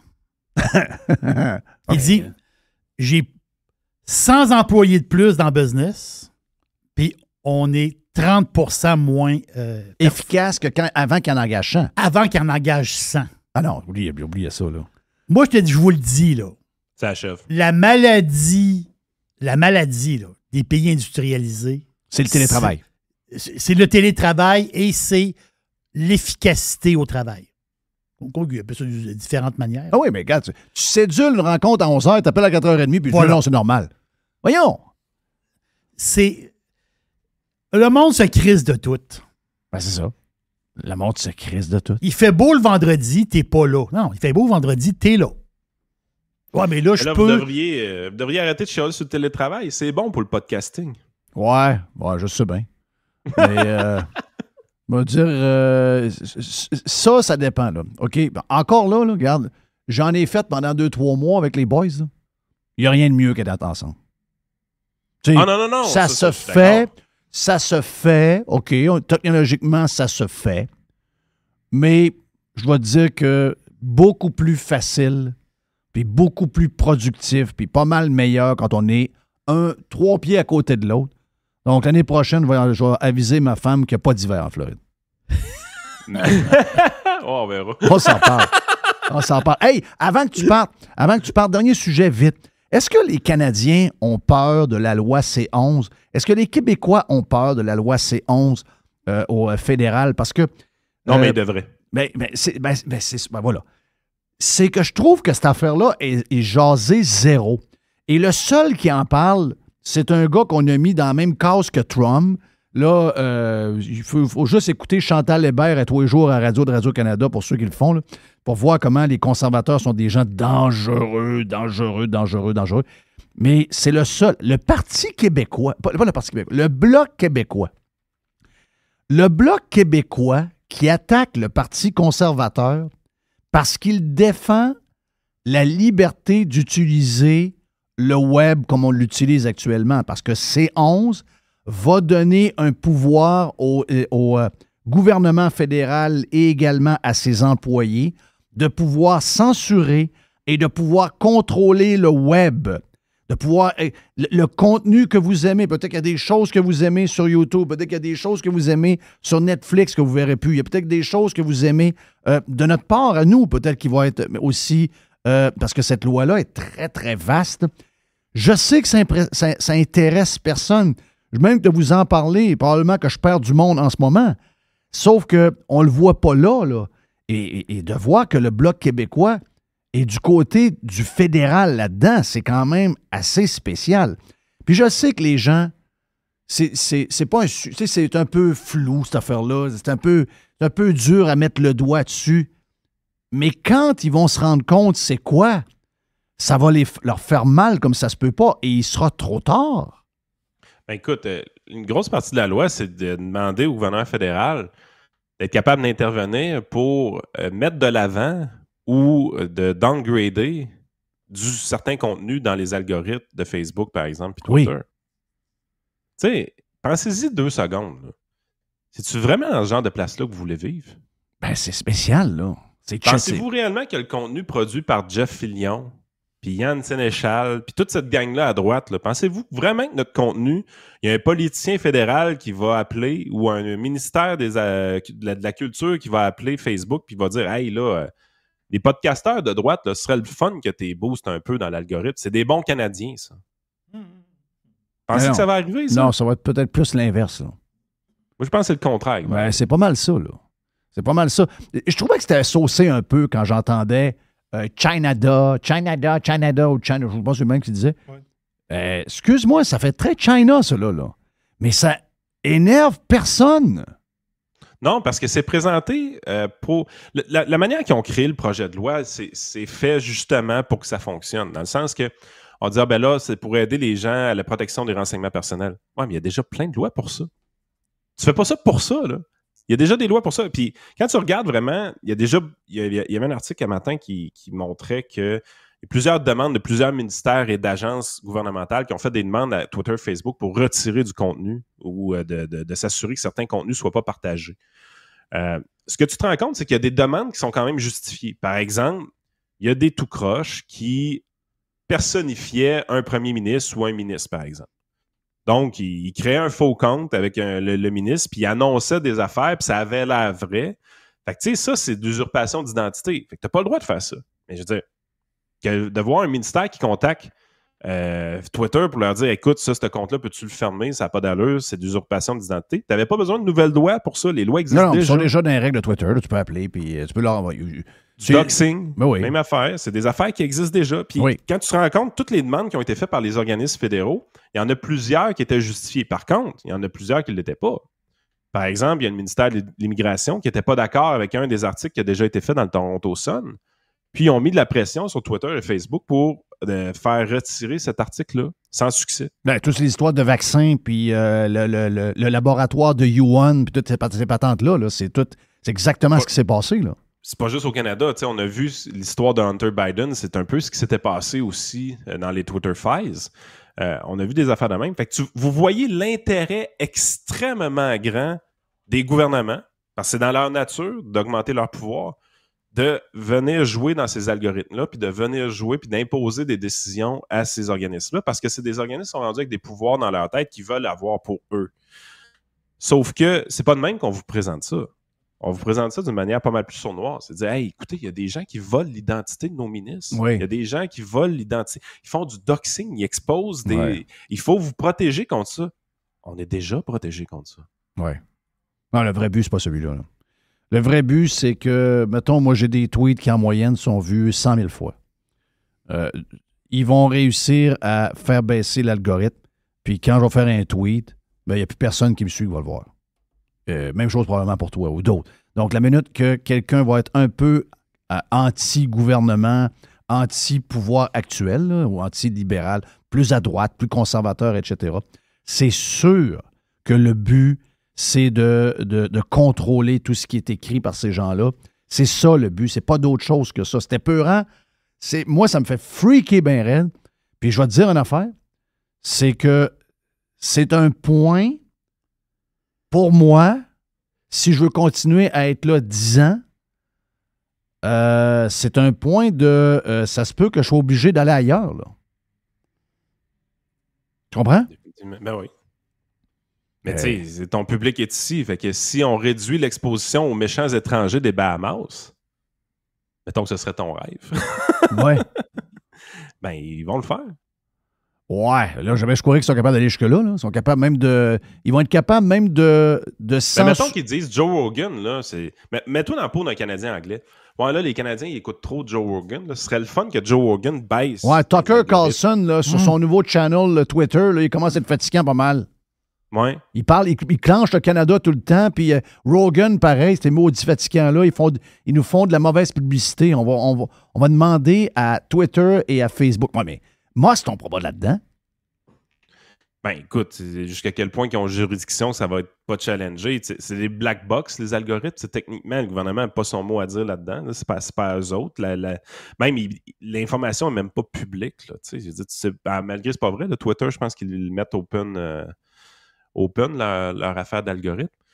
Mais écoute, de voir les politiciens s'intéresser à ça, je suis zéro surpris. De voir les Canadiens laisser les politiciens contrôler ça, je suis surpris. En fait, ce qui arrive au Canada, c'est qu'on ne se rend plus compte qu'est-ce qui a construit cette belle démocratie-là de liberté qu'on connaît aujourd'hui. Vous ne comprenez pas qu'est-ce que ça a pris comme sacrifice pour avoir ce qu'on a aujourd'hui. Oui. Les Fat Cats. Malheureusement, des Fat Cats dans des grosses pantoufles en minou. Ah oui, c'est des Fat Cats, des grosses pantoufles en minou, puis c'est ce que ça donne. Thank you, Yann. Yes. Yann Sénéchal, votre conseiller.net, si vous avez besoin de ses services. Également disponible en podcast avec Frank. On a une boîte à Jerry après. Yes. Et le Doc Boucher va nous faire un tour sur Radio Pirate Live.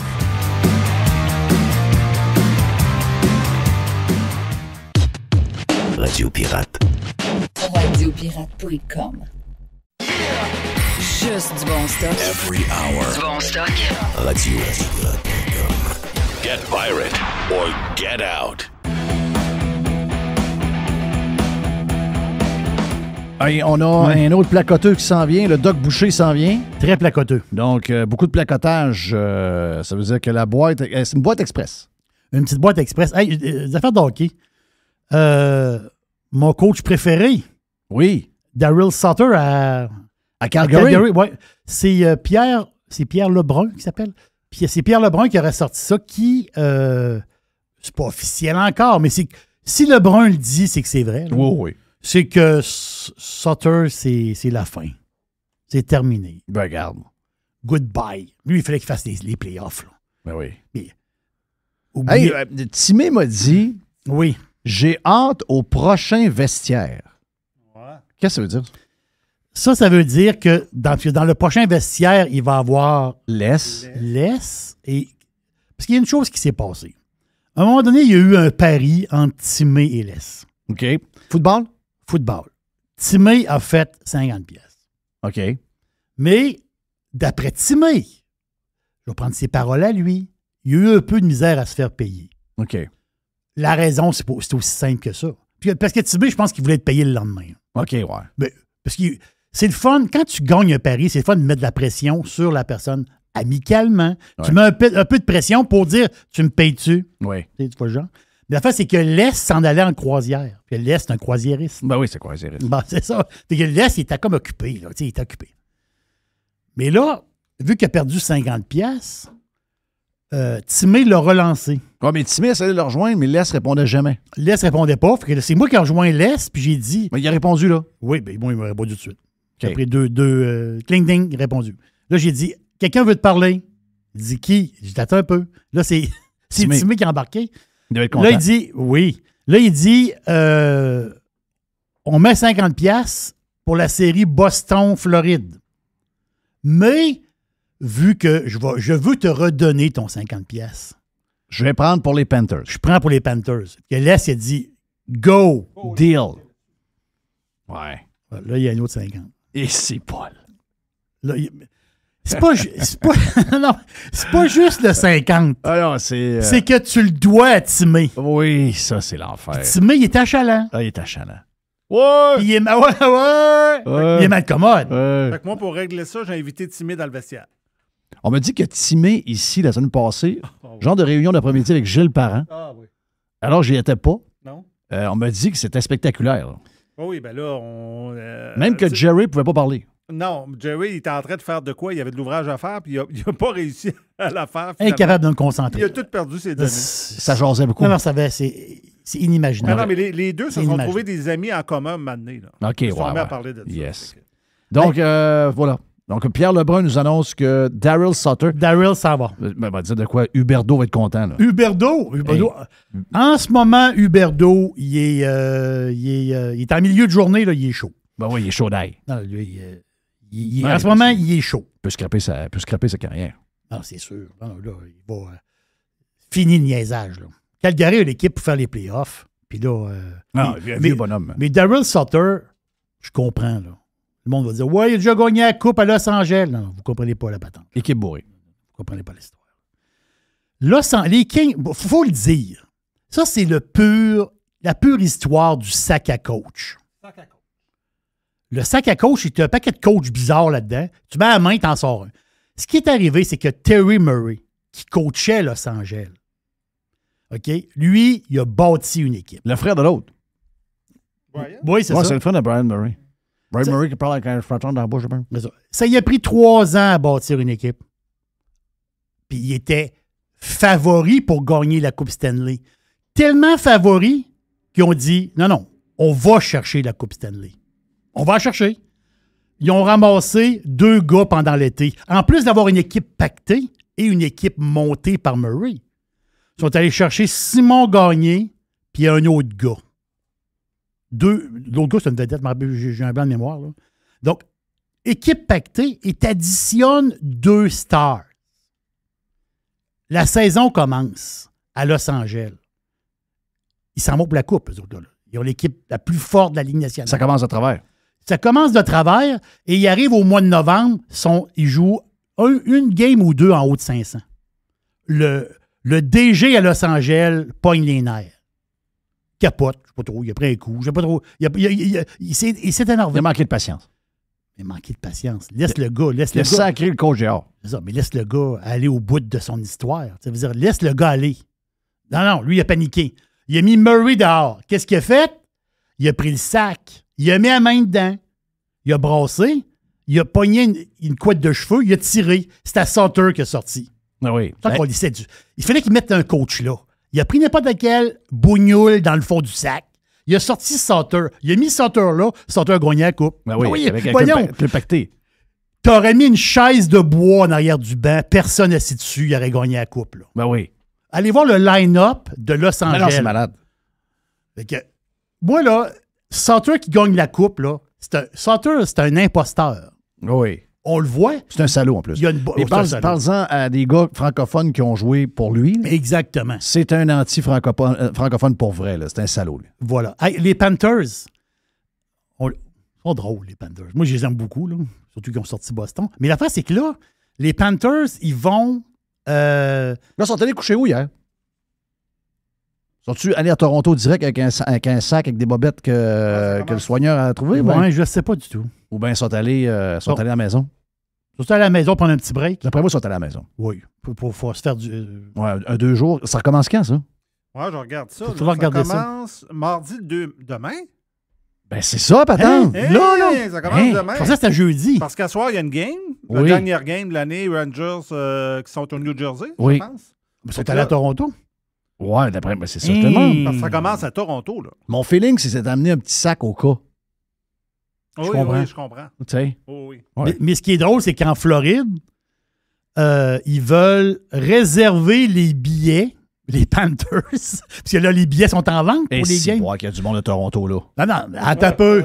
Tu l'as l'histoire, là. Oui. Ils veulent réserver les billets pour des résidents américains. Oh! Donc, les Torontois vont de la misère à trouver des tickets. Il faut qu'ils achètent sur le site. On paye Ils le gros trouvaient ça prix. très, très bon. Ah oui. La gang d'énervés de Toronto. Ils vont de la misère à se trouver des billets, là. Oui. Hey, l'histoire, il faut que je te parle de ça. L'histoire, Pascal Bérubé, le député. Je pige dans la boîte, là. J'ai toutes sortes de patentes. C'est très drôle, ton affaire. Oui. Pascal Bérubé veut devenir guide touristique. Oui, j'ai vu ça. Donc, j'ai trouvé ça le fun. Il a fait des tours de dentiste. C'est quoi l'histoire? Non, parce que dans sa région, Matapédia, puis la Gaspésie, puis ce bout-là, il manque de dentistes. OK. Les cliniques qui sont là, il y a des vieux dentistes qui ont dit goodbye. La retraite, vraiment. Jouer dans la bouche du monde pendant 30 ans de temps. Oh, c'est ça. À un moment donné, le gars, il dit goodbye. Mais la fin, c'est que les jeunes dentistes, ou ce qui est sur le marché présentement, il manque de dentistes. Fait qu'eux autres, avoir un rendez-vous chez le dentiste, il n'y a pas de place. Toi, t'es dentiste, là. T'as à choisir un dentiste à. Je sais pas, là. Ah, je parle pas de la Gaspésie. Non. Mais, Non, mais tu comprends? On a déjà trop parlé. Mais lui, Bérubé, il dit Va pas là. je comprends. Non, c'est ça. Non, mais Bérubé, il embarque dans ton affaire, pareil. Lui, il dit à première vue, tu dis OK, c'est loin, on est éloigné. Tout ça. Lui, il veut faire le guide touristique pour montrer comment je sa suis dentiste région. en là. Russie avant. Bon, ça c'est. Non, On Charlie. dit de pas embarquer. Oui. Oui, mais. Il y a 2 postes d'ouvert. Oui. Un à Sochi, puis Puis c'est quand même pas pire. un à Gaspé, puis je prends Sochi. Hey, là, ça, là. C'était une joke, là. C'est une C'est joke. pas vrai, OK? OK. C'est pas vrai. Ouais. Mais Pascal, il veut faire découvrir. Parce qu'il dit on est loin, je suis d'accord. Mais si vous saviez comment c'est extraordinaire, il veut faire visiter sa région aux dentistes. Non, il veut faire des tours de voiture. Il veut montrer la place. Oui, il veut montrer la Il place. veut attirer des dentistes. Il n'y a plus de dentistes. Là, c'est dole. Là, mais je comprends l'histoire. Là, s'il n'est pas capable de recruter un dentiste, les gens de la Gaspésie vont avoir les dents noires dans 15 ans. Donc, Oui. Hey, tu fais l'histoire de Michael G. Fox. Il est rendu à 61 ans, Michael G. Fox. Il est en entrevue à CBS. Puis, Christophe, hein? Lui, il a le Parkinson. Oui. On sait Puis la face, c'est qu'il y a un documentaire. je pensais pas que tu restais vivant longtemps de même, du Parkinson. Ben, c'est ça l'histoire. Là, c'est ça qu'il dit. Il dit qu'il achève. Il achève. Oh, il l'a dit lui-même dans l'entrevue. Ouais, mais tu sais, ça, tu dis, oh, OK. Tu sais, les gens qui sont pris qu'une maladie comme ça, puis, je veux dire, à un moment donné, tu sais, je veux dire, ils sont. Lui, là, il est très conscient de son histoire. Il y a eu un cancer aussi qui a réussi à. Ça veut dire, il y a eu des opérations. Pas le fun, hein? Non, il m'a gagné pour vrai. Lui, il dit qu'il ne reste pas longtemps. C'est ça, il y a Ça. Marqué notre jeunesse. documentaire sur Apple TV. OK. Documentaire sur Apple TV qui va être. Je pense que c'est le 12 mai OK. sur Apple TV. Il a Donc, marqué ça- notre jeunesse. Ah, mais ça. Ben oui. Mais ça. Ben oui, mais ça va être intéressant. The le documentaire. Power of Love. Tum, tum, tum. Ça, c'était Back to the Future. C'était le deuxième, ça? Avec The Power of Ouais, Love? Ouais, je pense que oui. Ah ouais, puis en plus, c'est un Canadien, puis sympathique.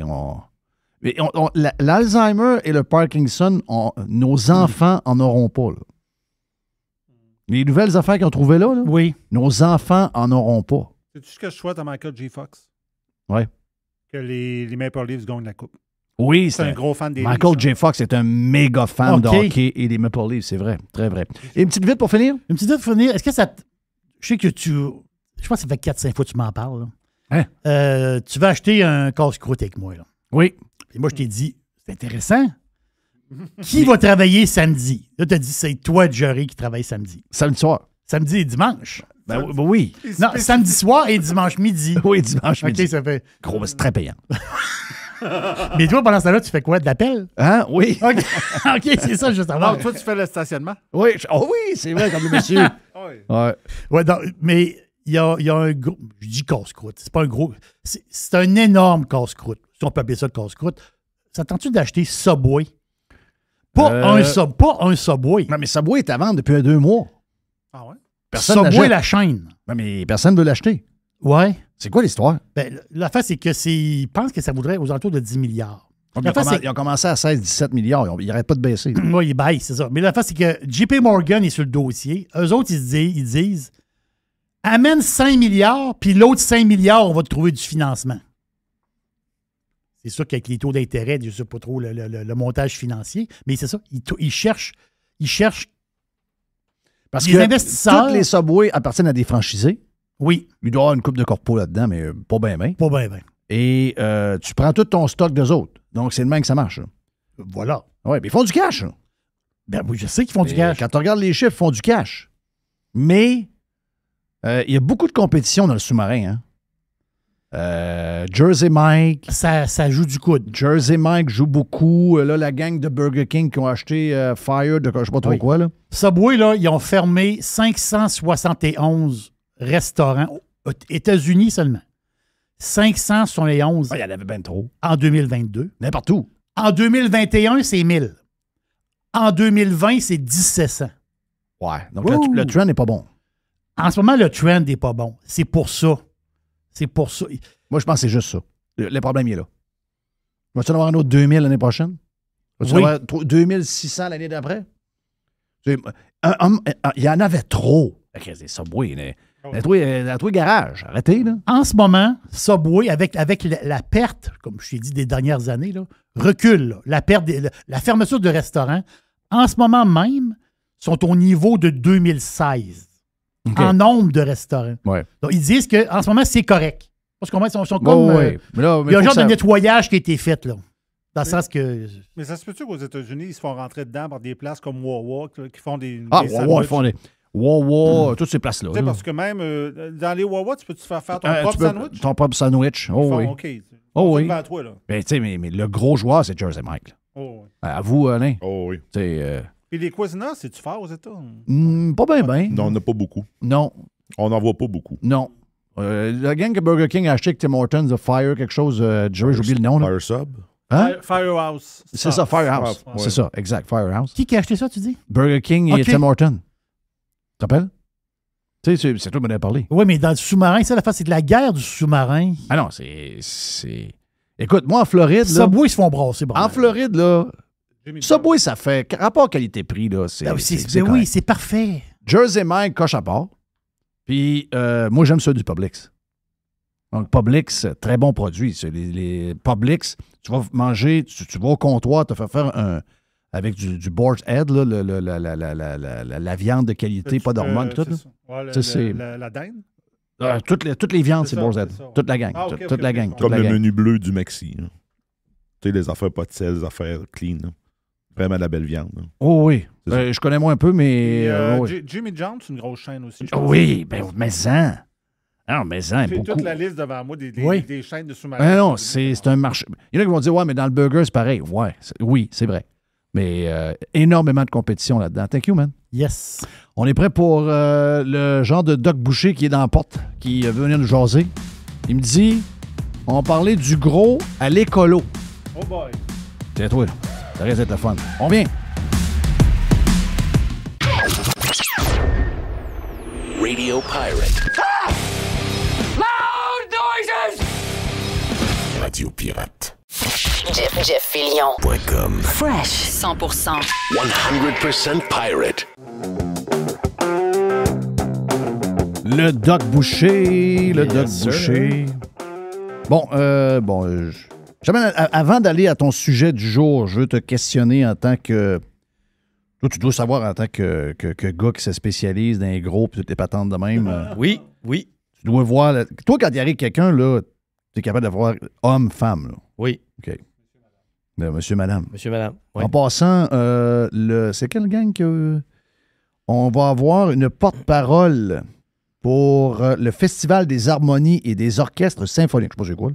Mais la porte-parole sera Barbada. C'est de toute beauté. Mais ce que je voulais te dire, c'est que... Est-ce que tu connais Robert F. Kennedy Jr.? Pas personnellement. Non, mais est-ce que tu Ouais, j'ai entendu parler. Ouais. Donc, c'est le fils de... C'est le fils de Robert. Robert. Ouais. Donc, qui ressemble. On dirait que les autres, ça ressemble tout le temps. Ça en est un qui a survécu, donc, au curse de la famille. Oui. Ben là, c'est pas fini. Là. OK. On sait pas ce que... Là, lui, il veut devenir le candidat démocrate Mhm. pour la prochaine élection à la présidence. OK, donc, le monsieur qui passe tout douette, là. Biden. Ben, c'est pas moi. Tu l'as vu en fin de semaine avec oui, l'équipe je l'ai de vu en football? fin de semaine. Quand il pousse, là, il n'est pas capable de s'arrêter tout de suite. Non, mais là, en fin de semaine, il a pogné... Les gars sont arrivés avec un casse. Il y a un gilet et un casque. Il y a un gilet et un casse. Pour remettre au président. Il a pogné le gilet. Puis crisser son camp. Puis il s'est viré de bord de crisser son c'est gars. Le monde mignon. regarde autour, hop, ils sont là. Puis... Ah ouais. mais On avait un casque à te donner aussi, là. Non, c'était un méchant vieux Non, débile. Les là. services secrets se parlent dans le bouton de manchette. Ah ouais, on voulait dire le vieux tabarnak, il mange pas gars. Non, c'est loin des belles rencontres avec le président Trump et toutes ses commandes de Big Mac puis de Wendy's. Là. Ben, quand Trudeau rencontre Biden, là, c'est Trudeau l'allumé. Là. Oui, imagine-toi. Là. Ben oui. T'sais. Donc, Robert F. Kennedy Jr., c'est spécial parce que lui, il est de gauche, il est démocrate. Mais c'est les démocrates du temps. Hein? On va appeler ça de même, là. Oui. Les bons vieux Dem. Puis lui, il est anti-vaccin. Là. Donc, il est anti-vax. Donc, lui, il détonnait. Là. Il est bizarre un peu, hein? Ouais, il est bizarre, mais d'après moi, dans votre gang, il y a pas mal de monde qui sont anti-vax. Rappelle-moi de te poser une question sur les gens qui meurent de manière un peu spéciale de ce temps-là, Doc. Puis je sais que on va parler non pas en tant que Doc, parce que c'est pas ta spécialité, mais je veux qu'on en parle en tant que t'es là comme invité. Mais en tout cas, lui, à part d'être un gars qui est anti-vax, il est allé faire une déclaration hier. Il a dit « Je suis contre la participation des mâles biologiques dans les sports pour femmes. » OK, moi, j'ai regardé. Moi, quand j'ai dit ça la première fois à Éric Duhem, Jerry, ça fait-tu 1 an et demi? Oh oui. Tu dis, ça va devenir un sujet. Non, j'ai dit ça va devenir un très gros sujet. Puis il me répondait pas, hein? Non, j'ai dit les trans, la patente de sport, les affaires de maquillage. J'ai dit, là, même vous autres me regardiez peut-être avec un genre d'air. Voyons, Jeff, qu'est-ce que tu es en train de raconter là? Arrêtez de douter de ma maudite boule de cristal. Je vois tout à l'avance. C'est vrai que je vous dis. Je le sais que ça allait donner. Mais lui, hier, s'est installé. Et parce que le prof de bio, comme j'ai dit tantôt, le prof de bio de ma fille a dit à l'université que on devrait plus faire le sport. Prof de bio, là. Quand même quelque chose. On devrait plus faire le sport homme avec homme et femme avec femme. On devrait prendre le taux d'hormones, de testostérone, puis on devrait mettre les gens qui sont dans les mêmes un contre l'autre. Puis les gars et les filles, ça n'existe plus. Donc là, lui, il est allé avancer ça. Je veux t'entendre là-dessus. On n'a jamais vraiment jasé. Non. Parce qu'il y a quand même un Christi de débat. Il y a des gens qui essaient de nous faire accroire, puis je l'ai fait entendre. C'est sur Prime, j'ai fait entendre Zoubi la semaine passée. Sur Prime, hein, avec Piers Morgan.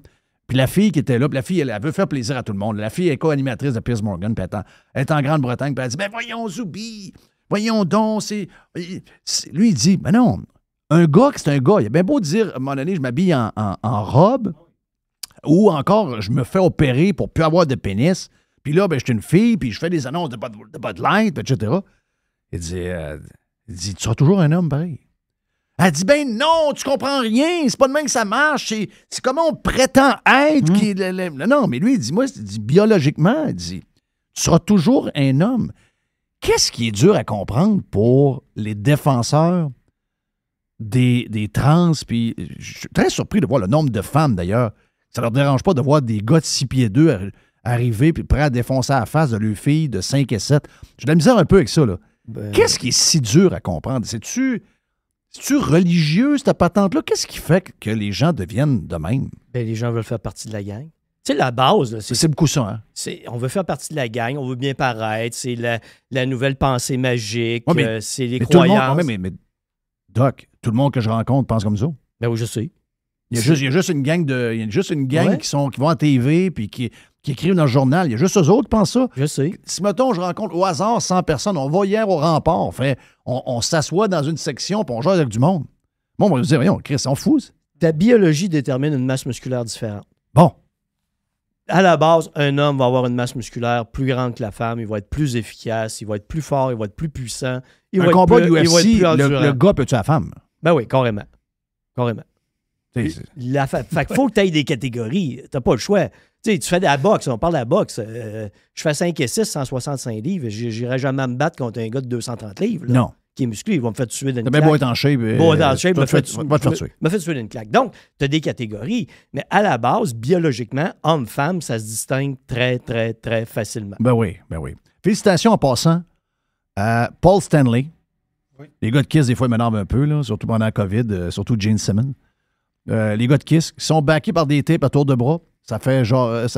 notre chum Rick le Trucker, le plus grand fan de Kiss qu'on connaît probablement sur Terre, m'avait déjà dit que plusieurs tournées qui sont backées par des tapes.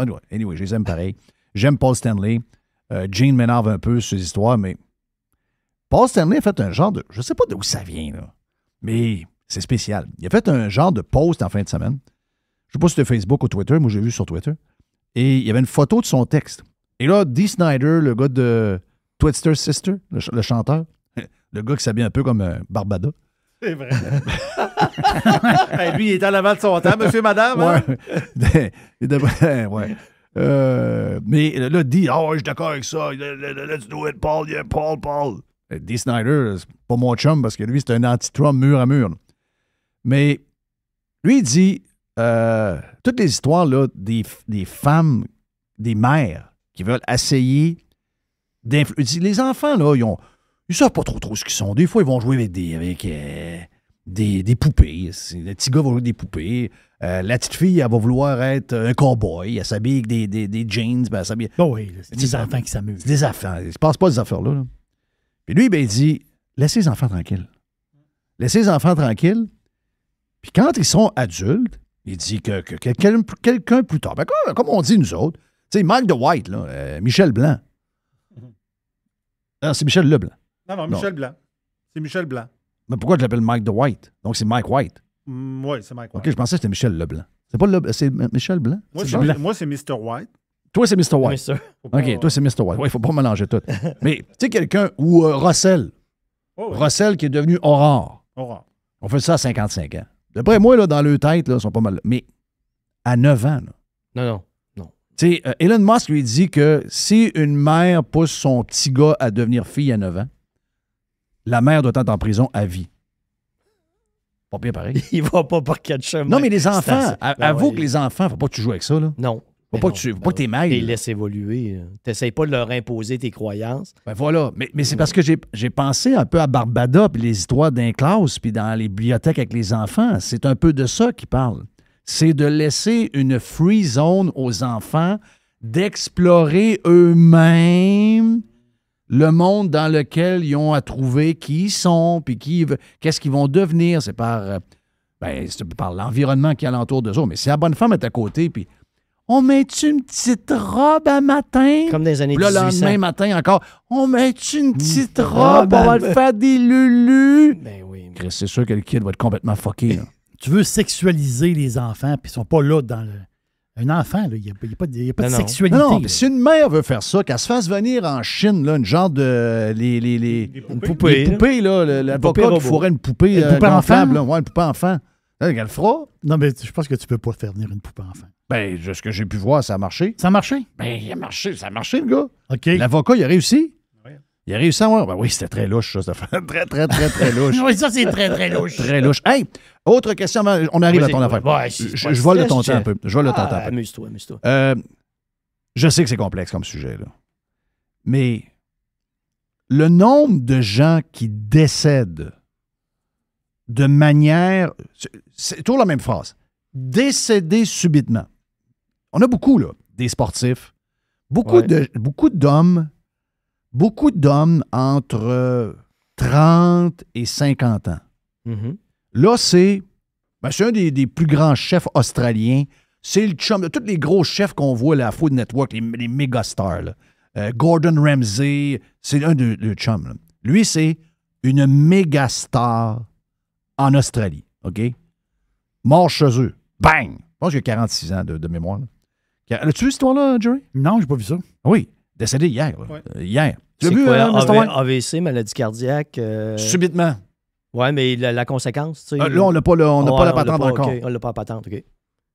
Mais est-ce que tu penses, puis je sais toute l'affaire, tu sais, c'est sûr que ça peut avoir des conséquences graves. Si jamais il arrive puis que ça va d'un bord qu'on pense, il y a des politiciens qui peuvent se faire mettre des menottes et se mettre en dedans. Parce qu'il y a des politiciens qui ont exigé et forcé des gens à prendre, avec des raisons graves, perdre ta job, etc., à prendre un vaccin qui était probablement pas prêt. OK? Puis je vous dis ça avec toute réserve, je sais pas.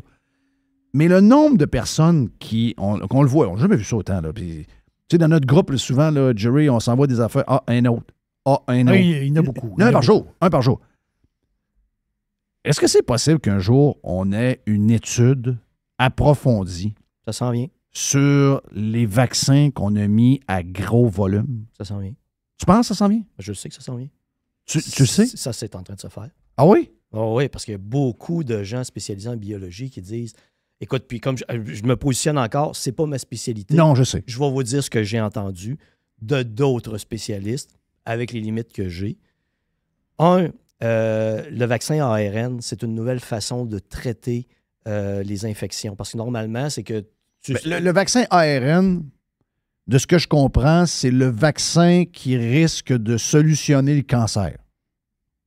Oui. Parce que, au départ, c'était ça, là. on verra. On verra, effectivement. On nous dit que le cancer va disparaître depuis 100 ans, là, et il est encore là. On est meilleur qu'on était, mais c'était pas une technologie qui était faite pour faire ce qu'ils ont fait avec, c'est-à-dire à grand volume sur une affaire. En tout cas, c'est ce qu'on me dit, là.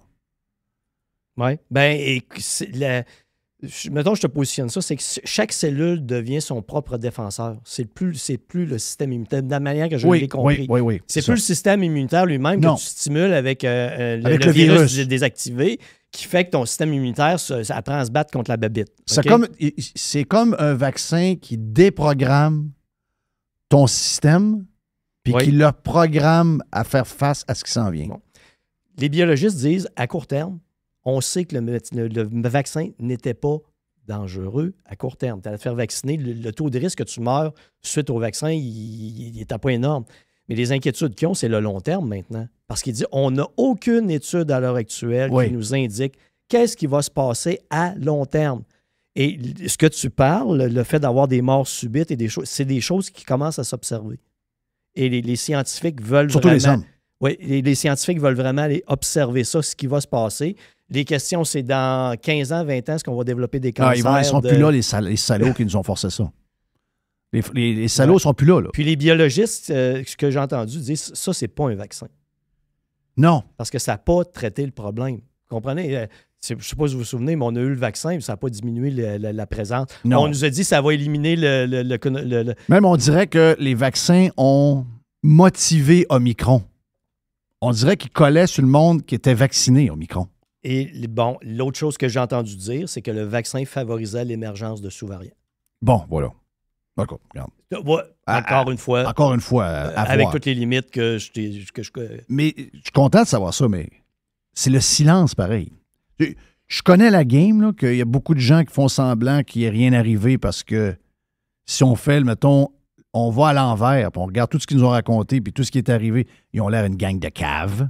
Ils ont l'air vraiment une gang de caves. Donc, eux autres, ils font comme semblant que, on passe à un autre sujet, on va parler. Ils sont contents quand on les brasse pour le troisième lien. Là. On n'est pas en train de leur rappeler qu'est-ce qu'ils nous ont fait vivre pendant la COVID alors qu'ils nous racontaient toutes sortes de sottises. Là. Mais tous les dommages aussi, Jeff, collatéraux qu'on n'a pas vus, les personnes âgées qu'on a enfermées, qui ont eu des décrépitudes totales, là, qui ont perdu leur fonctionnalité. Les kids, le tabac, le vapotage, la drogue, l'alcool. C'est incroyable. Leur vie sociale, etc. Ça non plus, ça n'a pas été... non, tu sais, fait que c'est pas évalué, mais moi, en bout de ligne, écoute, je suis sûr, au départ, probablement que j'aurais pas su comment faire mieux qu'ils ont fait.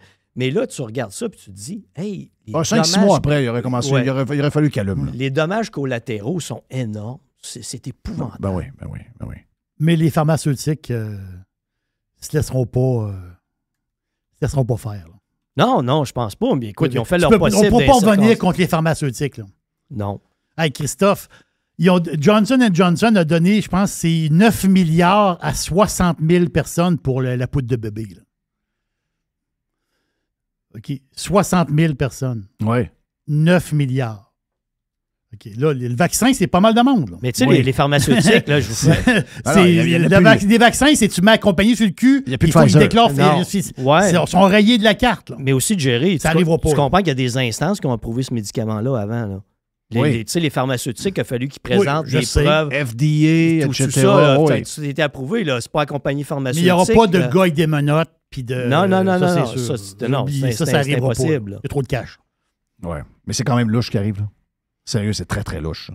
Le nombre de personnes en grande santé qui meurent subitement de même, j'ai jamais vu ça de ma vie. On entendait avant là, des histoires d'overdose, des patentes de suicide. Là, c'est le cœur qui là, c'est le cœur qui lâche. Bang! Ouais. T'es en pleine forme et c'est bang, mort. Voyons. Très bizarre. J'adore ton sujet. Oui. Du gros à l'écolo. Ouais. Il faut que je te parle de 3 discussions que j'ai eues dans les dernières semaines, puis je vais partager ça avec Jeff, sûrement qu'il va trouver ça drôle. Ça commence, je reçois un appel. Denis? En passant, être gros, c'est pas très écolo. Là. Non! C'est écolo être gros. C'est zéro écolo. C'est ce qu'il y a de moins écolo. C'est ce que tu manges des ressources à plus finir. Ben oui. Jerry, maintenant, tu as besoin de 2000 calories par jour, tu en bouffes 3500 calories. On s'entend-tu que tu exagères sur la planète? Ben oui. On s'entend-tu que tu peux pas dire que tu es écolo? Non, t'es pas écolo. T'es juste un hypocrite, comme les autres. C'est ça la base, là. L'ISO est vegan, là. Ouais, l'ISO est vegan, mais d'après moi, elle mange beaucoup de pain. OK, dans la brioche. Oui. Hein? OK, et dans les panettones. Oui, c'est ça, exact. Ça, c'est bon. Hein? Ben oui. Je reçois un appel, Denis, tu t'occupes des gros. Écoute, nous autres, on va se partir un groupe. Groupe de gros? Un groupe, non, de promotion de santé. Parce Okay. qu'on veut que le gouvernement investisse plus d'argent dans la promotion de la santé, tout ça. Est-ce que tu embarques? Il dit non. Pourquoi? J'ai dit, vous allez tout foirer. Ben oui, Denis, il faut qu'on en parle, il faut qu'on fasse de la promotion. J'ai dit, écoute, quand est-ce que tu as lu les recherches scientifiques sur l'obésité récemment? J'en ai pas lu. Ben, j'ai dit, gars, je vais t'expliquer. Là, aux États-Unis, là, c'est de la panique. On parle de chirurgie bariatrique pour les enfants parce qu'on ne sait plus quoi faire.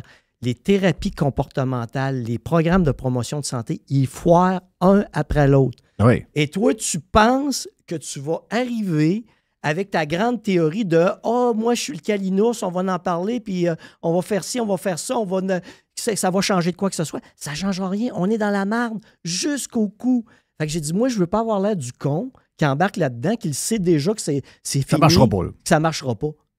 Mais il y a des. Fait que là, je me fais haïr de mon côté parce qu'il y a des gens qui disent oui, mais il faut agir, il faut donner un coup de barre, il faut s'impliquer. Non. Oui, mais tu vas faire quoi? Ça ne change rien. Tu le sais pas. Non, ça ne change rien. Puis là, c'est cette dimension-là qui est la panique. Même que ceux qui sont maigres dans le reste du monde sont en train de devenir gros. Là. Les Asiatiques sont en train de nous rattraper. Ben oui, exact. Tout ça s'en vient. Fait qu'on est pris dans ce monde-là où c'est des gens très utopistes. Tu sais, c'est le monde des calinours. Je comprends pas cette dimension très peu scientifique où les gens ne voient pas la réalité. Tu ne vois pas à quel point c'est difficile de changer un gros. Tu sais, tourner la vanne, c'est énorme. Regarde, j'ai un de mes ex-clients à côté de moi, là.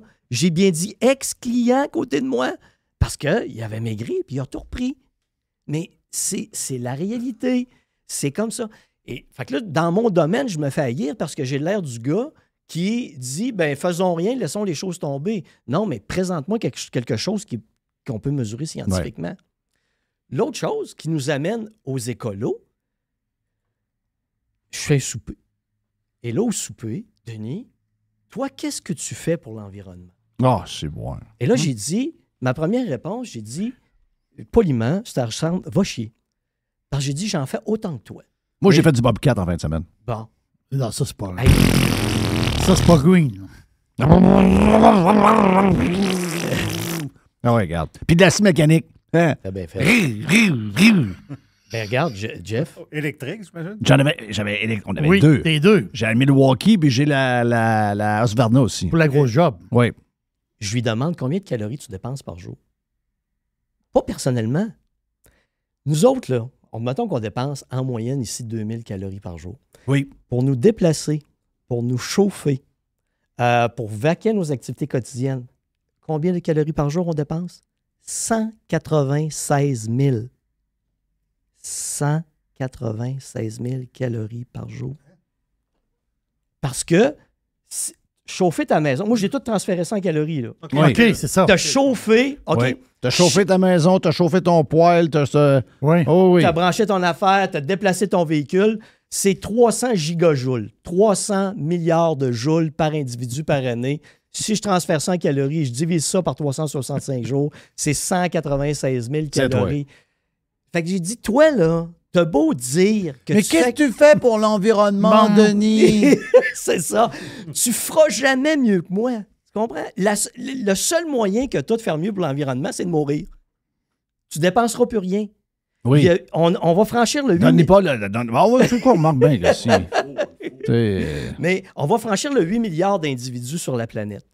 On est dans un pays nordique. On doit chauffer. Ben oui. On dépense 3 fois plus que ce qu'il y a en Europe. OK? Parce que...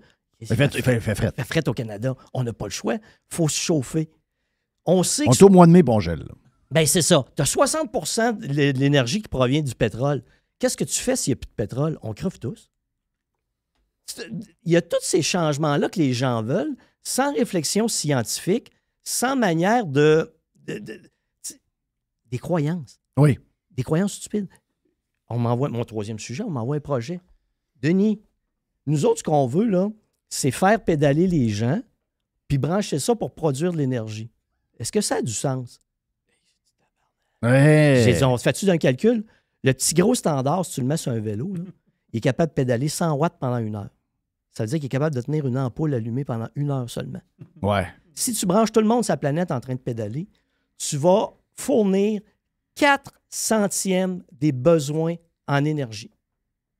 4 centièmes de pourcent des besoins d'énergie. 0,04 %. Ça, c'était leur projet Green. Le projet Green. My God. Le monde n'a pas d'idée de la quantité d'énergie que ça prend pour vivre. Ils sont sur le bord de demander d'aller démettre des bateaux de croisière. On va aller dans des bateaux de croisière, mais nous autres, on va aller dans des bateaux de croisière que c'est du monde qui rame. Oui. Il n'y a plus de gros moteurs. Non. On l'a vu qu'il y en rentre en sacrament du mazout là-dedans. Là. Beaucoup de mazout. Et c'est bol. Oh, je vais dans une croisière. Moi, je suis green. By the way, je vais dans une croisière. Tabarnache. C'est quasiment un tanker de... Ça sort noir. Ça sort noir, c'est l'enfer. Hey, enfin. Jeff, un cheval vapeur, là, c'est 630 quelques watts. Le meilleur cycliste du Tour de France est dans le 400-420 watts, puis il tient pas ça tout le temps. Non.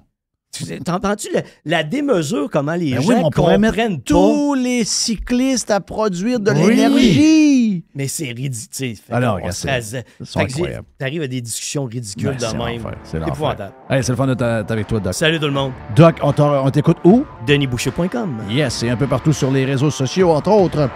Hey, Jerry, on est parti, nous autres? On est parti. Mais il faut dire au moins qu'un gros, quand il meurt, ça fait beaucoup de compost. Oui. Je cherchais quelque chose de green dans les gros. Là. Oui, ça fait du compost. Ça fait beaucoup de compost. Beau compost. Ah oui. Avez-vous remarqué dans les cimetières, tout est vert en ce moment? Oui. C'est vrai, c'est la place qui vient vers le plus vite. Oui. Yes. Alain Bégin, thank you, man. Hey, merci, Mr. White. On est parti pour aujourd'hui, lundi. Demain, semaine de 4 jours. Oui. Semaine de 4 jours demain.